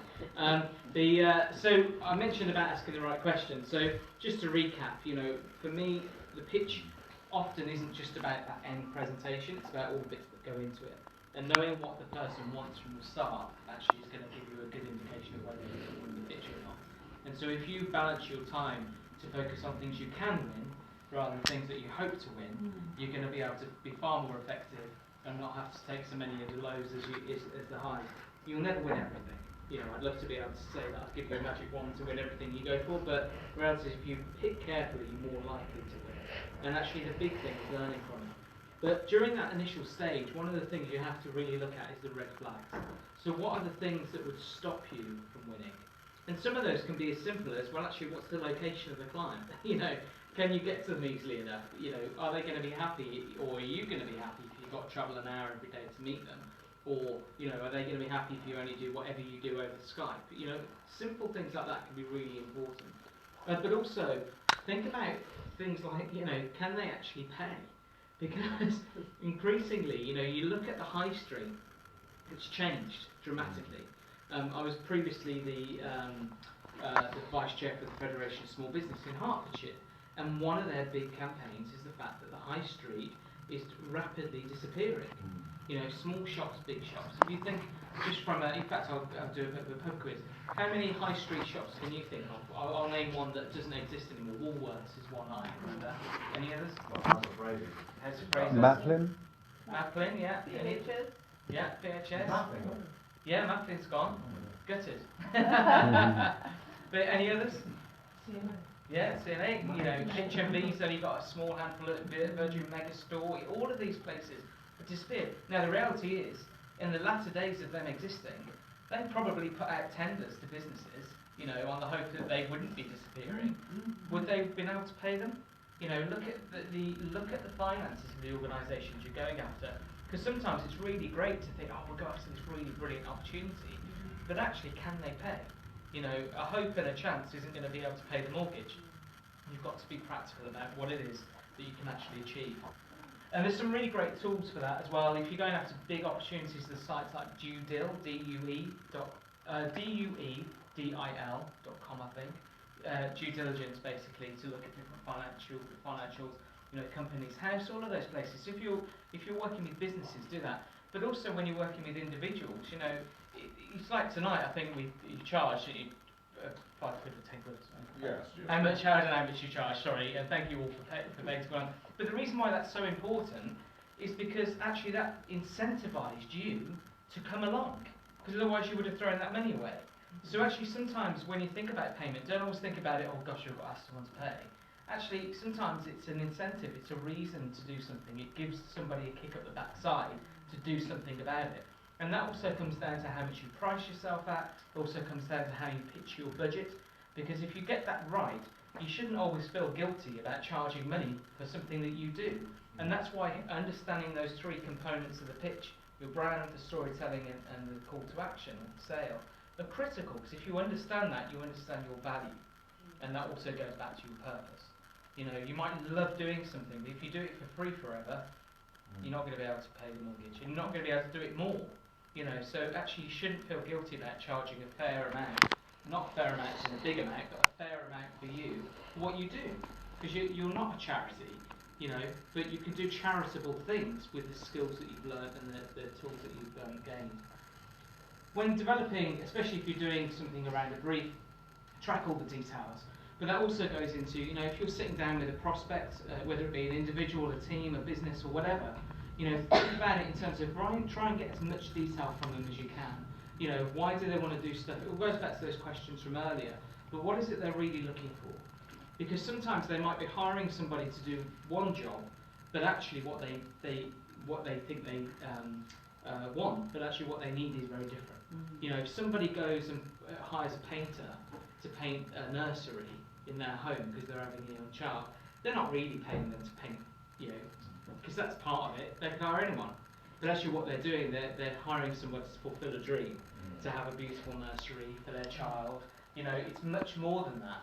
And so when you think about what you're doing, what is it? What's the ambition? What's the dream? What's the expectation of what you're doing that will help people? And that also means that when you think about it for yourself, hopefully you're then going to deliver something of quality. Because it's very easy to sell shoddy work. It's very easy to sell stuff at scale, but actually you'll lose customers very quickly off the back end. You need to deliver quality, and then you've got word of mouth. You know, so it's much easier then to sell. I mean, the ultimate goal, I say, for a lot of my clients is I want to get to you to the point that you don't have to pitch. You know, the ideal is to have a load of clients that love you and they're pitching on your behalf. You know, so you have to think about that as well. This is more for bigger opportunities, but try and find out what I call know the score. So for a lot of big briefs, and I've learned this from a lot of the big agencies, is they'll have what's called a weighting system. So for them, the money is perhaps the budget's the most important thing, or the timing, or how the quality of the work. There's a classic triangle, if you've probably all heard of it, but which is quality, time, and cost. So most decisions will be based on one of those three things.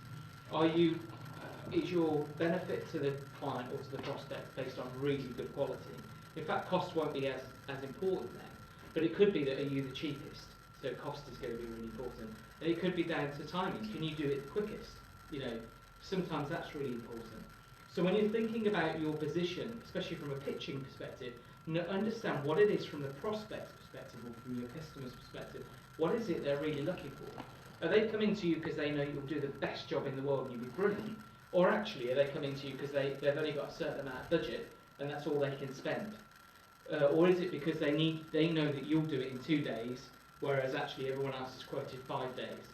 Think about where you sit within that triangle, because that will really inform who you're going after and what your USP is and what the benefit is to the customer and what they're looking for. And if you find those 3 things out early on, right from the start, it'll give you a sense of how to position your pitch or your pitch or your proposal or your budget, because it will mean that you're not wasting their time. If they've only got £100 for an hour's work or whatever, and all they've got is £100, and you do an amazing proposal and it's brilliant, and you say you do it tomorrow and all the rest, and it's £200, it's completely annoyed at the cost. I'll move over here. But you know, if you find that all they've got is that amount of budget and that's all they can actually spend, it doesn't matter how good your proposal is. If you can't afford you, they can't afford you.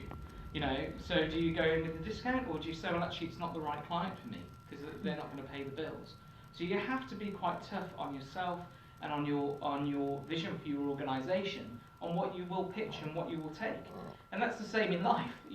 How much will you take? What's your threshold for how much you'll take in life before you scream and say, no, I'm not going to do this anymore? It's the same in business. The trouble is, the reason why a lot of people don't like their jobs is because they're forced to go beyond their threshold because of other people around them. There's a classic thing, most people join a business or a brand and leave the manager. They leave because of the person who's telling them to do what they perhaps don't want to be doing. And that grates at them to the point that they go, I can't take this anymore, I'm leaving. And so you have to think, you want to build a business and build an organisation and build a life where you don't get to that threshold because you're living in a place of joy, effectively, a joy in getting up every morning and doing what you love doing. And the other trick as well, and this is probably again for bigger budgets, but goes back to my point around asking them from the start how much they have, is that often you can sneak under the line. Now, for really big projects, really big opportunities, you will find that, especially when things go to what they call tender, so when someone has to get 3 or 4 quotes in from different businesses, they will have a tender limit. Now, the truth is, and the trick to this, is that often there'll be a low point, at which they don't have to go to tender. Especially for big organisations and government and so on. Most people in organisations will have a sign-off point. So they'll go, well, actually, anything under, say, £5,000, I can sign off. Anything above that, we have to put it out to 3 different organisations, and they have to put a brief in, and all blah, blah, blah, blah, blah. Now, the reality is, if you know from day one and ask them, is there a threshold at which point you don't have to go to tender, you might be able to just say, well, actually, we can sneak under the line and come in at 9,500 and actually save ourselves weeks and weeks worth of work pitching for something we might not win. So you have to think about that and really try and think about, ask those questions. And that's the same for any walk of life. It could be that, it's a no-brainer for somebody to hire you right this moment because the price is right, without getting all Bruce Forsyth on us. But, you've got to think about that. And that means really it's about doing your research. You've got to understand the market, you have to understand who else is out there. And often what people do when they're doing research around their own organisation or around what they're doing, they do work on competitor analysis. They look at who else is out there doing the same thing. But you also need to do what I call comparator analysis. What other things could they do other than what you're doing? They could do nothing. The person who painting the nursery, as an example, they could paint it themselves. They don't have to go out to a professional painter to do it. You know, they could hire one of their family to do it. There's lots of other options, and it's the same for any brand. If you understand your audience and understand what they're really looking for, it's really powerful. But the other bit with doing research, especially around comparators and competitors, is understand their needs and understand their audiences. Who are they targeting? Who are they trying to win? What campaigns have they done that have been successful? You don't have to reinvent the wheel every time. You know, and that's the biggest challenge for a lot of startups. They believe they're so unique, no one else has ever done this before. Well, that's nonsense. Everyone has sold something. Every big business has spent millions of pounds in research, and that's why they've done their ads in a certain way. That's why they do their products in a certain way. So whatever field you're in, and I'll say this to the people on the Facebook Live or whatever as well, you know, whatever field you're in, think about other people that are doing similar things to similar audiences and learn from what they've done. You know, if you're going to start a pop company and sell pop in a can, look at Coca-Cola, look at Pepsi, look at Tango, look at all those and say, well, actually, what have they done that's been so successful? Because actually, they will have spent millions of pounds on research that you don't need to if you can copy what they've done. Plagiarism isn't such a bad thing. You know, as long as you're not doing an exam, actually, plagiarism is a really wonderful form of flattery, you know, to copy and look to see what else people have done. And that goes back to how you present yourself on your website, it goes to how you pitch, it goes to how you talk and the language that you use. Because familiarity when pitching is critical. And the research bit is all about familiarity. Understanding what else is out there and who else is out there that does similar things, you can talk a similar language around, but do it in a way that you can bring something new. Does that make sense? Okay, great. And just on that, if you're doing stuff within, you know, a space where you have to do research, thinkwithgoogle.com is a brilliant site, has loads of statistics and loads of insights, and also marketingcharts.com. So they won't work for everyone, and it's often US-centric, but you know, if you need some stats and some proof points, do it. You know, whether it's for a business plan or whether it's for a pitch, or whether it's just to see what else is out there, it's really powerful. And within that, also think about the language. So when I talk about familiarity, what language is people using? So not French or German, but you know, what's the terminology? But in particular, when talking about budgets, what are they used to hearing, and what are they used to hearing in terms of measurement? What are their measures of success? If they say, the measure of success for us, if you say working on a campaign, the measure of success for us is that we sell 1% more products globally, which would be a huge lift for many businesses, but 1% more globally. And you go in and go to them and say, you know what, we can reduce your costs by 10%. Now, to you, you might go, that's brilliant, because you know, we've done a better job, we've reduced your cost by 10%. And they might love that. But actually what they asked you to do was increase their sales by 1% globally. So you need to recognise that. And that doesn't matter what you're doing, you have to think about what is it and why is it they've come to you, and what's their measure of success. That painter that I mentioned for the nursery, they might have painted that nursery beautifully, but they painted it pink and they wanted it blue. You know, it's still painted beautifully, they still did the same job, but the measure of success has been missed because that wasn't what the client wanted. And that's so true with pitching. So often people get carried away with what they can do, they forget what they've been asked to do. And so that's why understanding the brief and referring back to that, refer back to your notes, refer back to what people are looking for every single time. And that also goes down to the details. Now this is one more so when you do a lot of proposals and a lot of content. Proposals often is the point that a lot of sales work finishes, not everyone goes to pitch. But just as an example, the reason why I put check your template is because actually a lot of organisations reuse the same documents, their sales documents or the budgets documents or whatever. And I know it's a really silly thing, but so often things get missed, like leaving former clients' names in the document properties or in the footer. Believe me, I've seen it many a time. But also really understanding, you know, what is it? What's the detail that they're looking for? How do they want you to present it? If they say we want it in a PowerPoint document or a PDF, and you send it in a Word document, you know, you've missed the mark. And you might think, well, that's crazy. It's just detail. The content's still there, budget. But actually, increasingly, especially if you go to bigger organisations, it becomes more important. Just a quick horror story for you. I was involved, well actually it wasn't me, it was one of my colleagues at an agency I worked at a few years ago. We had an opportunity that was worth probably £500,000, a lot of money. It was for a government contract. The team had spent 18 months working with the prospect, helping them write their brief, doing workshops around their strategy. It was a shoo-in for us, effectively, to at least get to the pitch stage and probably win it. Now the guys had done this beautifully. It was for a web project or digital project. Beautiful, probably a 200-300 pages proposal, printed it, beautiful designs in there, mock-ups, all the rest of it, absolutely amazing. And they sent it to the client, they'd got it in on time, they'd sent an electronic copy, a physical copy, all nicely bound, got it to the client. Now the person at the agency who had the closest relationship phoned them about 2 days after the deadline and said, look, we saw that you got it on time, we've got the receipt, blah, blah, blah, what's the next stage now? You know, really looking forward to it. And the person on the other end of the line said, I don't know how to tell you this. I'm really sorry, but you're not going through. And my colleague said, well, I don't understand. Why not? I thought we pretty much wrote the brief for you. What the hell? You know, how can we not go through? And they weren't rude about it, but they were like, we just don't understand. Did we do something wrong? Did it get delivered to the wrong address? And they said, well, actually, for this government contract, procurement is involved.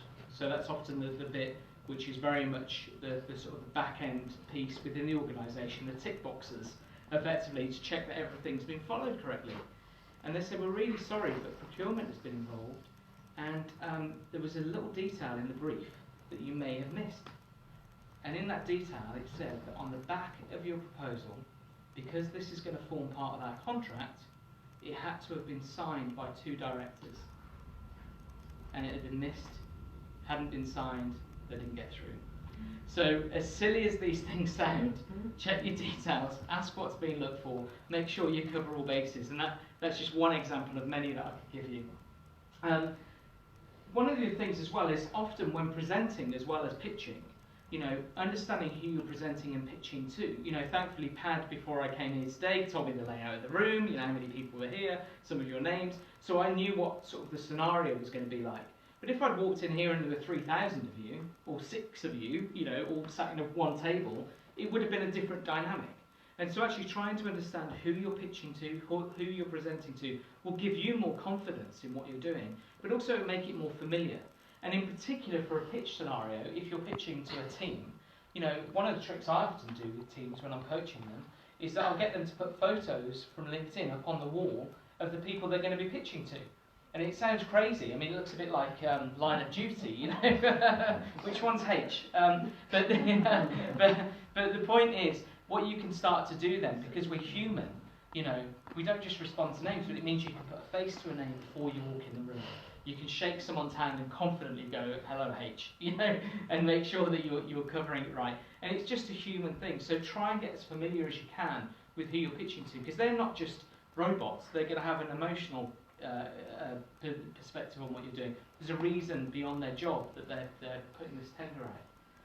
But that also means, especially as you grow, for those of you who've got teams, you know, look after your team. Pitching can be really stressful. And as I mentioned earlier, you know, it's Mental Health Awareness Week this week. And one of the reasons why I developed the book was because I saw so many teams, especially in the agency world, who are utterly stressed. You know, because they've got deadlines, they know that if they lose this, it's going to cost money for the business. There's so many reasons why people get worried about this stuff, and it's not good for them, you know. And so actually, the more you can look after them, buy them a pizza if they're working late, you know, buy yourself a pizza if you're working late, you know, not every night, 'cause you might get like me. But you have to think about these things, you know, how are you looking after them, be respectful, thank them for it. Because especially if you run a startup, this is your dream, but they've just got a job, and they've just missed their kids' party or whatever, because they're helping you achieve your dream. Think about those things and how you tie it all together. And that really goes back to the point about chemistry. You know, when I was talking earlier about the 3 parts of the pitch, you know, the brand, the storytelling, and the sell, effectively, you know, the storytelling bit is your chemistry. It's, you know, what's your affinity to this group? Do they really want to work with you? But also vice versa, do you want to work with them? And often in the pitch process, you have to think about the chemistry meeting. You know, after you've been told, if you've been sent a physical, like, written brief to do a piece of work, try and think next about, well, actually, can you meet them? Can you talk to them? Can you find out, you know, perhaps if you're doing something creative, can you test some of your ideas with them? You know, because if you can do that, you're going to be in a far more powerful position. What you don't want to do is blindly walk into a pitch and assume you know everything that they want to know. And we were chatting earlier, you know, the pitch process starts like a year before in some cases, 2 years before, understanding what they are really looking for. The actual pitch itself, the sort of a whole Dragon's Den, I'm going to stand here and get that pile of money, works for TV, but actually all the bits before are what lead up to that. That's the performance, but the bit before, you know, a bit like a stage play, the rehearsal, the script writers, the props, the sets, all of those things, it's the same sort of concept. You've got to get all that right, and then you can then shine. If you miss any of those and don't think about it, you risk not being able to do what you need to do when you meet them face to face, which is to focus on the chemistry. Because the reality is, if you're in a competitive pitch, if you're pitching to a lot of different people, or if they're pitching, if there's lots of organisations going for the same role, you know, which most pitches are competitive, the idea that you're so different from everyone else that you're just going to win it is sort of nonsense. They'll have picked a bunch of suppliers who are probably quite similar and might fit on that triangle. One might be cheaper, one might be faster, one might be better quality. And so you have to think about how do you play those off each other? How do you fit within that? So that then when you're in the room with them, you can focus on building a rapport, knowing that you've ticked all the boxes beforehand. If you haven't done that, you know, if you focus on going in and splurting a load of content out to them, you risk, you know, losing them. They need to work with you. You know, they need to like you. Who wants to give money to someone they hate? You know, so you want to work with people unless they've got something you absolutely need. You're probably going to choose, you know, people that you want to work with who can also do the job well and for a good price. And that ties very closely into this bit, which is that, you know, 95% of decisions are based upon emotions. You know, you have to think about the emotional impact, the emotional context of that. You know, what is it that you do that you can bring emotion to? And that's where the storytelling is so important. And similarly, you know, when thinking about that, the emotional bit is where the creativity often comes from. And that's where you need space to think. So there's this great quote by Naomi Judd, you know, solitude is creativity's best friend, and solitude is refreshment for our souls. And it's the same point as I said earlier. Sometimes you have to stand back and give yourself a bit of space for that. And there's a great tool for this, which is called the 30 Circles test. I won't get you to do it now, but if you look up, there's a search for Tim Brown and TED Talks, and he talks about this excellent tool which is called the 30 Circles test. And what you do, you give yourselves 2 minutes or 3 minutes, and you have to do as many doodles in these circles as you can. But try and think about a problem you're trying to solve, or a pitch idea, or a creative concept while you're doing it. And what you'll find is subliminally, you'll often find some of the doodles you do will solve the problem, because you're not thinking about it, but you're letting another part of your mind think about these things. And also it takes you away for a few moments. Sometimes 2-3 minutes of sort of breathing exercises can be worth, you know, an hour sitting watching TV, because actually you're actively thinking about things differently. That was when the break was going to be earlier. I normally do this for like an hour and a half, 2 hours, so so I was squeezing it all together. But you know, but that also goes back into the concept around telling the story. I know Pat covered this earlier, but you know, when you think about it, for a lot of pitches or sales meetings, they're at least an hour long, 45 minutes, usually often 90 minutes. That's the same length as like an episode of Game of Thrones or a Hollywood movie. So how do you keep people's attention during that? If you just talk monotone throughout that, they're going to be bored stiff. If there's only one of you in there and there's 6 of them, you know, when you could have brought other people along, and all they're listening to is you talking at them, is that going to be exciting? So you have to think about the characters in the room, going back to Pad's point about archetypes, but also what's the story? How do you get them into your story? You know, Pad mentioned earlier about Luke Skywalker. You know, I used to talk about Luke Skywalker, Harry Potter. All of these characters, actually, at the start of the films, are pretty dull. They might be in difficult situations, but they're pretty dull, and they're pretty much the same character. They're these vanilla characters that people can see themselves in, that are set in these challenges, that then go on a hero's journey to become something special. And the reason why they're so powerful is because everyone can see themselves in them, and that's why they're so bland. Because actually you can then read your points of view into them. It's like art, you know. You get out of it what you see in it from your own life's journey.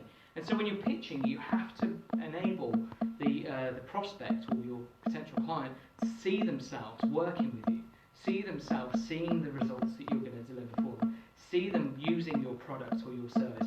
You've got to bring them into it and give them space to think around that. And that really goes back to the point around show not tell. You know, it's really critical that you've got to think about how can you show them what you do, show them and get them to think in their head, use their imagination to believe in what you're doing so that they sell it to themselves. You don't want to be selling to them all the time. You want them to have context to think, to show not tell. So don't just tell them how brilliant your product is.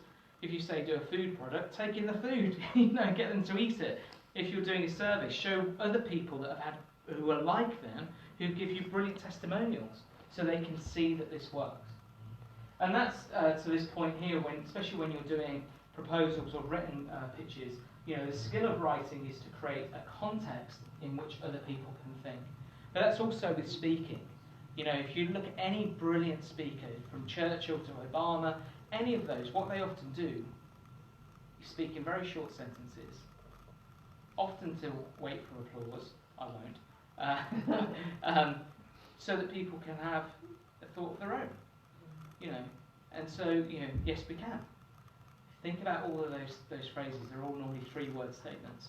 Now, as a politician, you can do that, because you're normally at a rally. So don't talk that slowly.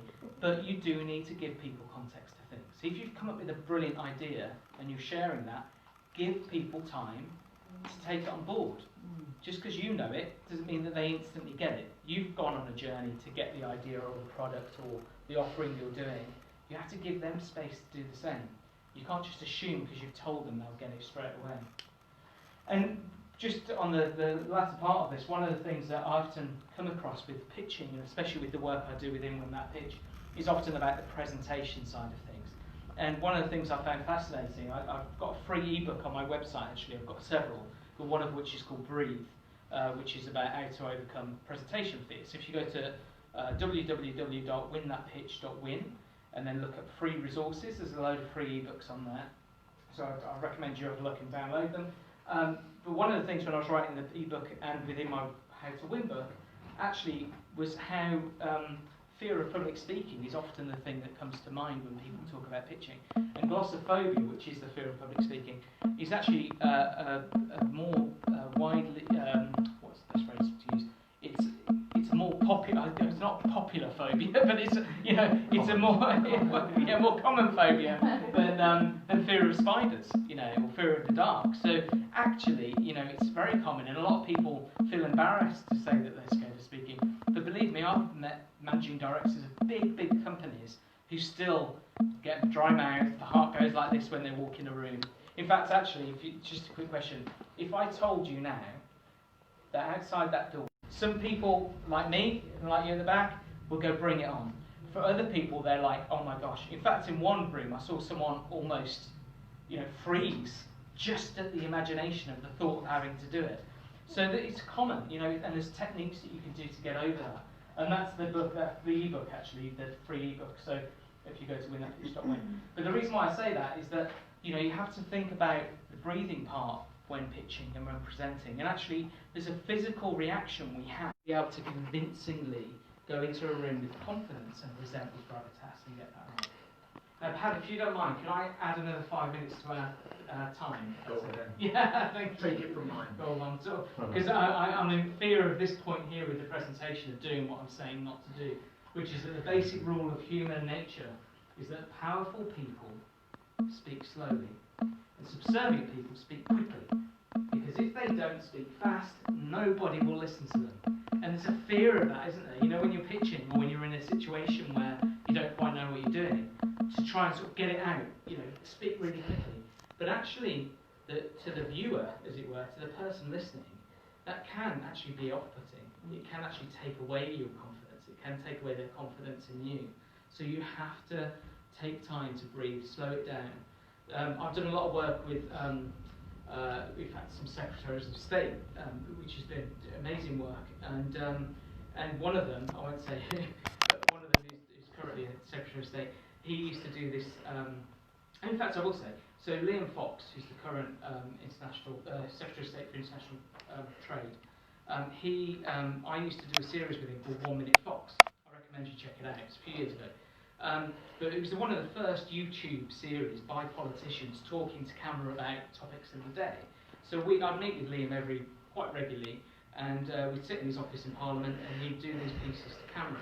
Now, the thing I learned from Liam, which was amazing, was that actually, if per minute, when doing a script or when talking, if you aim to do 100 words per minute, actually that's quite a good flow to go at. So when you're preparing, if you're doing a speech, like a written speech, or even with preparing your pitch, try and aim for about 100 words per minute.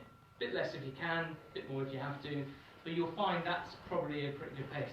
And what you find, if you check out the 1 Minute Fox videos online, you'll find actually that, you know, when you watch those, whether you agree or not with the politics of it, and I put that to one side, actually, that used to come across very well, but, you know, what he was brilliant at, so you could just do it like that. You know, for a lot of people it takes preparation. But it's worth, you know, looking at those things. And that also means look at your heroes, you know, look, who is it you really admire? Who convinces you when they speak? Who is it that you think is amazing, that you've seen present live on stage, or on TV, or at a rally, or whatever?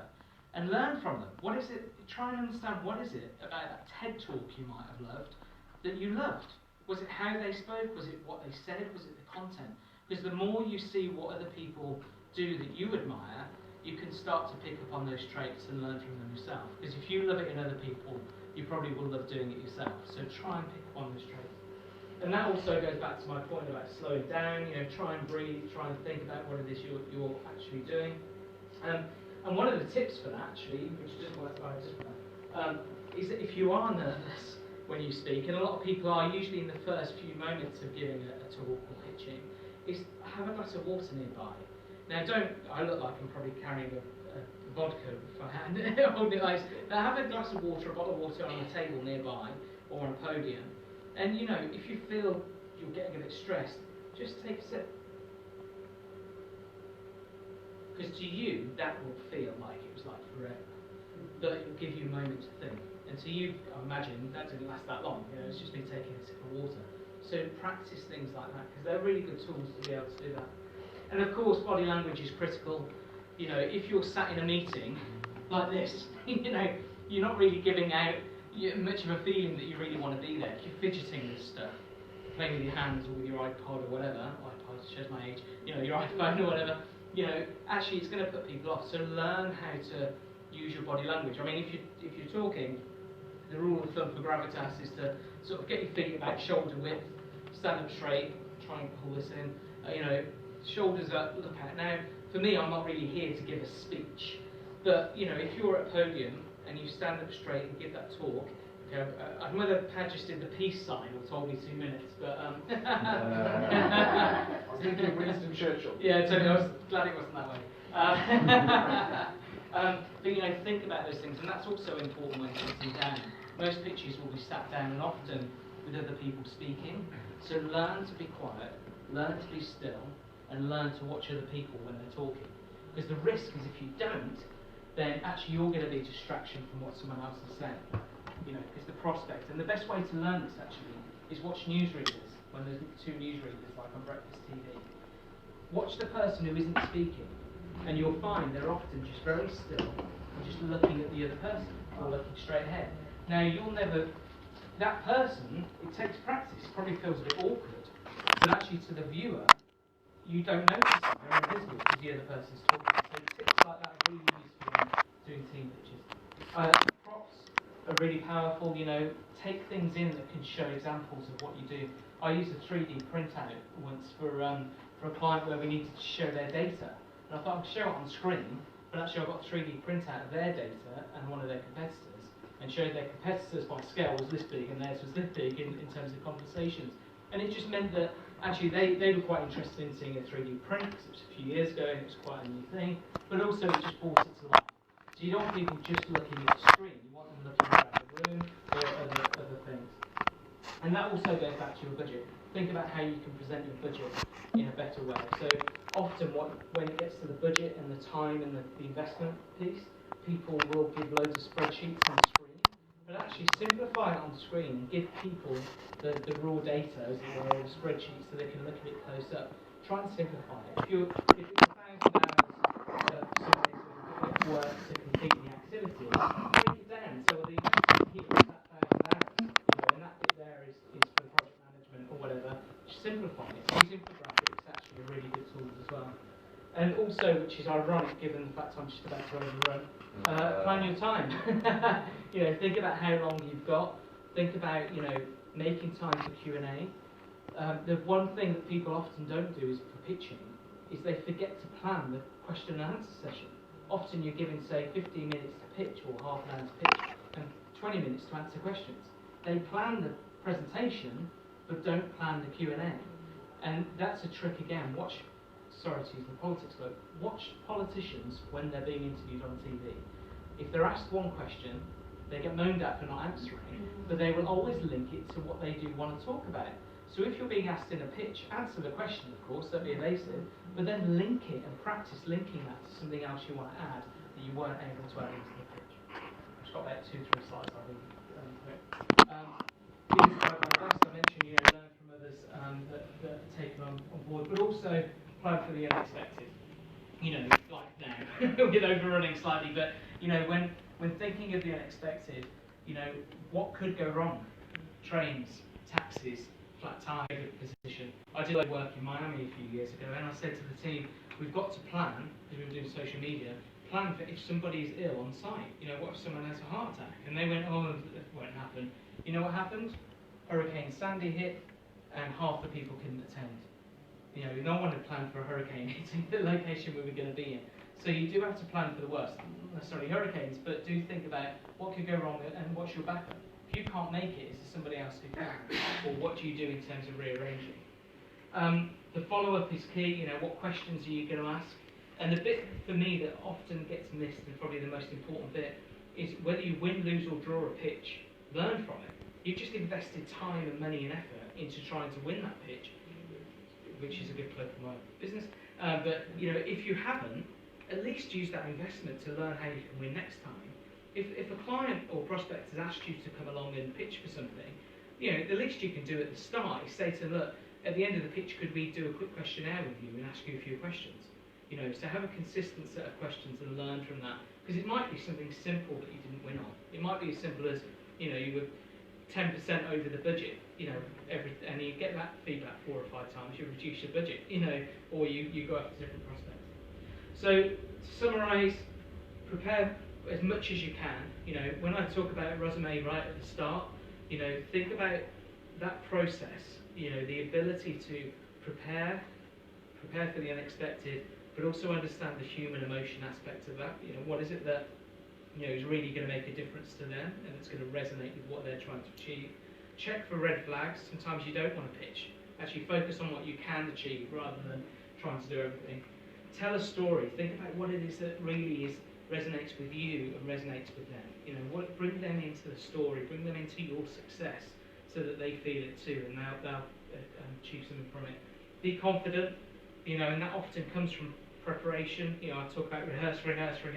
You know, when you're pitching and when you're presenting, the more you practice it, even if it feels really weird, and I don't like rehearsing, but actually you find that there's a memory that comes in. In fact, there's a little-known fact that most pilots, airline pilots, before they fly, they'll do this. They'll do the brace position. And the reason being is it's a muscle memory, so that if something did happen, they don't have to think. They'll just instantly go into the brace position. And you need to do that almost, not that movement, but you know, that would be a bit odd. But you know, think about how you can tie that together. So in terms of us, in terms of winning that pitch, just very quickly, you know, for everyone who's here, if you get in touch with me, if you do want any of our services, have a look on the website. Gladly give you 10% off, which could be worth thousands of pounds to you depending on the size of the project. But the main thing I wanted to say is please take a photo of this page and go to this link before Sunday, because it'll be ending on Sunday. But Pad mentioned about my book being 100 quid, but actually, because it's going on Amazon in a few weeks' time, it's going to be about 16 quid. So don't buy that from my website yet. But what you will want to do, potentially, is if you go to this link, I've taken off £150 from my online masterclass, which is 8 hours of all this stuff, unpicking it all, video the lot. So it means what normally is about 250 quid, you can get for £97. But it's only there till Sunday. So I do recommend doing it. Of course, I'm biased massively, but everyone who's done it, you know, from people at London and Partners who've done the workshops through to clients who are all over the place, have all said it in the background. So I promise I'm not trying to do a hard sell, but hopefully if you've got value from tonight, then 8 hours worth of quizzes. And the other bit to note on that is that it's all CPD accredited. So you actually get CPD, continued professional development points, for doing the online course. So hopefully that's a benefit to you all as well if you've got day jobs. And then finally, be who you are and say what you feel, because those who mind don't matter, and those who matter don't mind. Thank you. Cheers, thank you. Thank you, Dean. There you go. So guys, we're going to round up fairly promptly, but really appreciate, Dean, all the stuff you've been able to take us through. An awful lot there. I'm glad your book isn't quite 100 and whatever it was. But We won't be soon. so, But you get the book as part of the course, just that. oh, okay. Yeah, So yeah. part of the course, Yeah, you get the yeah. book anyway. So that's great. And the course, if you sign up for the course, it's kind of there forever. There's Oh no yeah, yeah, time totally. limit Yeah, or you can anything, do it's it just whenever you want. access But to yeah, the just course. the offer I've got is up to Sunday, so Cool. feel free. Excellent, good stuff. Now, couple of tiny little slides. I'm not even sure I'm going to do these. Let's see where we go. Where's my stuff? Where are you hiding? Right. Because I wanted to just round up with a couple of thoughts in terms of the teams that you create are very, very often a success factor in what you're seeking to do. So if you're in a relationship, there's two of you, you've got to be the person who takes the responsibility and brings about the effective communication. If you're waiting for the other person to do that, you're probably going to be both waiting forever. So you need to all learn to step up and move forward with that. If, however, you're trying to do a pitch sort of situation or any scenario where you have other people available, it really is critical that you work together to develop the presentation. These are fabulous principles that we've put together here, but also get to know each other and learn how you both contribute, but also where you both are lacking in the way that you're made. Because every one of us has strengths, that's our strength nature, but we also have areas of weakness as well. And hopefully you found a scenario where you're getting together with people but you can be looking at how they go about it with different people. And this is where the other side of the game is such a simple and powerful model. Take this forward. The dynamics that you see in these days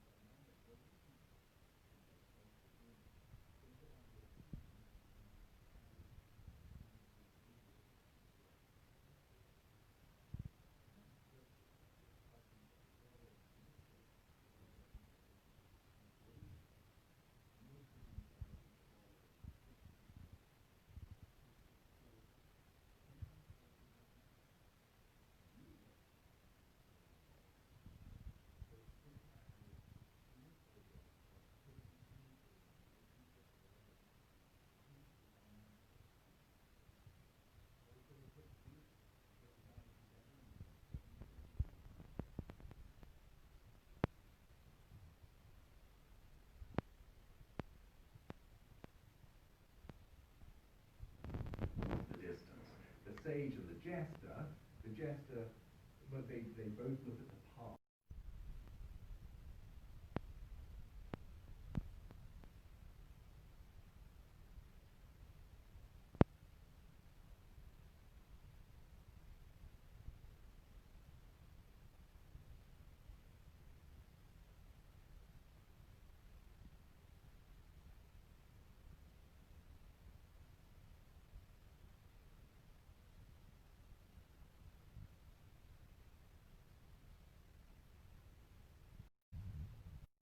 Mentalist or even a psychic. It's not. It's just archetypal. Those patterns exist with each of us. She plays back filling in a bunch of questions, and I could do it with any one of you who filled in that profile. But the great thing is when you start bringing teams together, you can then say, what's the purpose of the team? How many have you got? Right, let me tell you where your problems are at the moment. Let me tell you where your greatest opportunities are. Let me tell you where the gaps are and what you need to bring in. It's so obvious once you start working with this. My point for raising this is to highlight to you that these are rich, rich areas. Dean's given you structure and hard facts to deal with. I'm trying to emphasize the people dynamic here that you can't take out of the equation as well. Understanding yourself, but also it gives you an opportunity to understand the audiences you're dealing with and particularly your teams. I know Dean wasn't able to bring in a hard copy of his book tonight. I've got just a couple if you are interested as well, so I'm just going to pinpoint those at the end. It also talks about, just as a final hint in the book, what happens when these archetypes' needs are not being met. They go into an overheated state. The sovereign becomes the tyrant. The warrior becomes the savage or bully. The sage becomes the hermit. Goes off, I'm just too intelligent for you, I can't talk to you, and goes up and hides in a hill somewhere. The mystic becomes the sorcerer, starts becoming manipulative. The lover becomes the desperado. Not just, I want to connect with you, I must connect with you, I want to connect more with you. Have I had those sort of people? The jester becomes the idiot, in the literal sense of the word id. They become totally self-focused. They don't think about anything else, and they become sarcastic and sardonic and all the rest. But equally, there's a frozen shadow state, where if any of you have ever given your best shot at something and you've still failed, what you do? For a while, you probably implode, and you just give up. You saw that in the film Gladiator, where the strongest warrior of all of the people in the film fails to save his family, he totally implodes. And he does nothing. They're prodding him with a sword, the greatest warrior on the planet, and he's sitting there letting them do it. He's given up. The warrior becomes the victim, but equally, the sovereign becomes the slave, the one who gives the orders to the one who takes every order. The sage becomes the dummy, the mystic becomes the fantasist, the lover loses all sense of emotion, becomes a total stoic. Yeah, the jester just becomes a depressive, nothing to laugh at, nothing to make light, just implodes. And that actually can help you in therapeutic situations as well. If you understand the strongest archetype, you can then reawaken that archetype. So that's exactly what happened in the film Gladiator. But I wouldn't suggest the Gladiator ring as the best therapy environment, okay? But it worked for him. So who am I to complain? So we can go on about that. Oh, if you're interested in understanding teams, we have all these wonderful little charts about where you should be and where you actually are. We can then see the gaps between where you are and where you should be for your particular role. We agree the top level with managers about particular roles and responsibilities, and then we do the whole team thing as well. And I'm running beta programs of this. It's only just been released if you're in a situation where you want to see what the teams are all about. And then if you are interested, there's the book Team Me, which is almost 7 years old now. Talks about the shadow types, talks about the relationships, talks about all sorts of stuff, and has this wonderful mythical story running all the way through it, which is continued in my second book, Team Guy, but I haven't even got a hard copy of that today. If you're interested, there's an audio version of that. There's Team Me as the book, and finally, I've got some audios, which some of you guys have been using, the archetype activation audios, which are 7-minute soundtracks, which literally, you put your headphones on, and after 7 minutes, it has awakened whichever archetype you've chosen in there as well, okay? Most of the books and the audios, that's 10 quid each for those, but the The archetype activation audios is 20 quid. If you buy that tonight, it's on a memory stick. I've actually thrown on the audio book as well as a freebie, and a bunch of other freebies on that as well. So if you're interested in that, come and see me at the end. But those archetype activation audios are absolutely unique, but you literally put them on. Tracy, I know you've used the Warrior one, haven't you? Does it work? Does it? Yeah, I'm so not Warrior. You're so not Warrior. And yet, do the audios actually do something? Yeah. So it connects, because every one of us has every one of these characters inside of us. But just like muscles in the gym, when you first work with a personal trainer, the personal trainer's like, we've got some work to do. But he doesn't sit there and say, you're a no-hoper, you have no muscles. You know, you do have muscles, and if you exercise them, you can strengthen them. And that's what these audios have been built to do. Yeah? So there's nothing quite like them on the market. It's not a meditation, it's an activation. Okay? Hypnosis, yeah? It's what? Did you understand what I told you? No, I didn't see. Hypnosis? No, it's not hypnosis. It's more like when I first met up with my mentor, who was an SAS major, immediately something inside of me stepped up. You don't mess in the presence of people like that. And that's what the audios are like. You are in the presence of a different character who is operating strongly in that character. And when you hang around with that person long enough, it will rub off on you. So it's very conscious, it's not hypnotic, but you will find that it gets you at a gut level. And there are some people who listen to the Lover track and have just gone, oh my word, I've got to change. Because I'm just not like that, and I see the wonderful value of what the Lover in its full expression should be. Yeah? So I hope that's explained some of that. Yeah? I've used them as well. You've used them? Yeah, You like and I them? really love your book as well. You did the book, and you've done the courses. There are video courses as well that haven't been talked about. Dom? So you gave me one, I bought one 3 or 4 years ago. Have you updated it, upgraded it, or was it always Still the perfect same and it's stuff. still perfect? Same stuff. Yeah. Still with the Los Angeles Philharmonic Orchestra backing it up as well, Right. which was a nice thing to have. So we are hitting time, but do follow up with Dean and his amazing offer. I'm not giving you 100 quid off anything. So chase up on his stuff. But if you're interested in that, come and find us. Thank you so much. You've been a great audience here, and for the rest of you around the world, wonderful to have you with us as well there. Elsa, back over to you. Thank you so much. I really want to say thanks to both Pad and Dean for a wealth of information that you shared this evening. And I just hope that all of you have managed to get not just sound balance, but how can I say, a nice map now that will just transfer or transform the way that you currently do business. So I'm really grateful. I'm a host, and I'm so grateful for what you've both done, giving up your time and actually sharing so openly. So thanks very much. Thanks to you also for coming in this evening to support us, and also to network and get to know one another. So hopefully as we move forward, we'll continue to keep you in contact with what we're doing. But I think I've learned so much tonight. And I'm a person, those of you that know me, I've learned a lot in life. But tonight, it's like I've got a big sherry on the top now. So, now I'm saying, right, I'm ready to continue. So thanks very much. If we do want to network, if we can do it outside the room, so at least they know that, we're moving on and don't start putting extra pound signs on the room. So thanks again, and all the best. And again, Dean, thanks very much. And also to Pad. Thank you so much.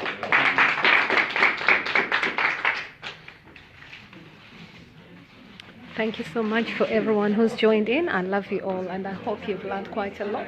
And as for me and my house, it is the African Wonder Woman, and of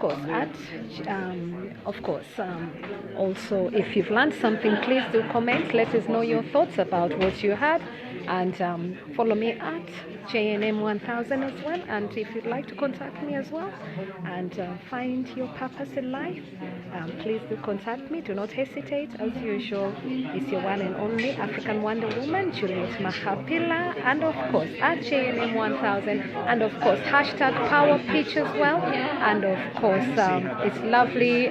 Thank you so much to Pad, and he invited me to this event. So love you all for watching.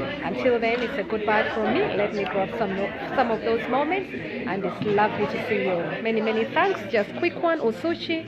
And just quickly thanking everyone. Philip Nyamai, Tom Tukumbo, Stone Kahi, Alison Former, and everybody else. I love you all. Thank you so much. From wherever you're joining, I hope you've learned something. Let me know what you've really taken on from this clip and help me share it as well. And if you decide to get in touch with any of them, tell them you saw it from the African Wonder Woman, Juliet Mahapila. Don't forget that. Many thanks for coming on board. Love you all at JNM1000. And of course, subscribe to my YouTube channel, Juliet Mahapila. Speak soon. Bye-bye for now. See you later. Bye-bye.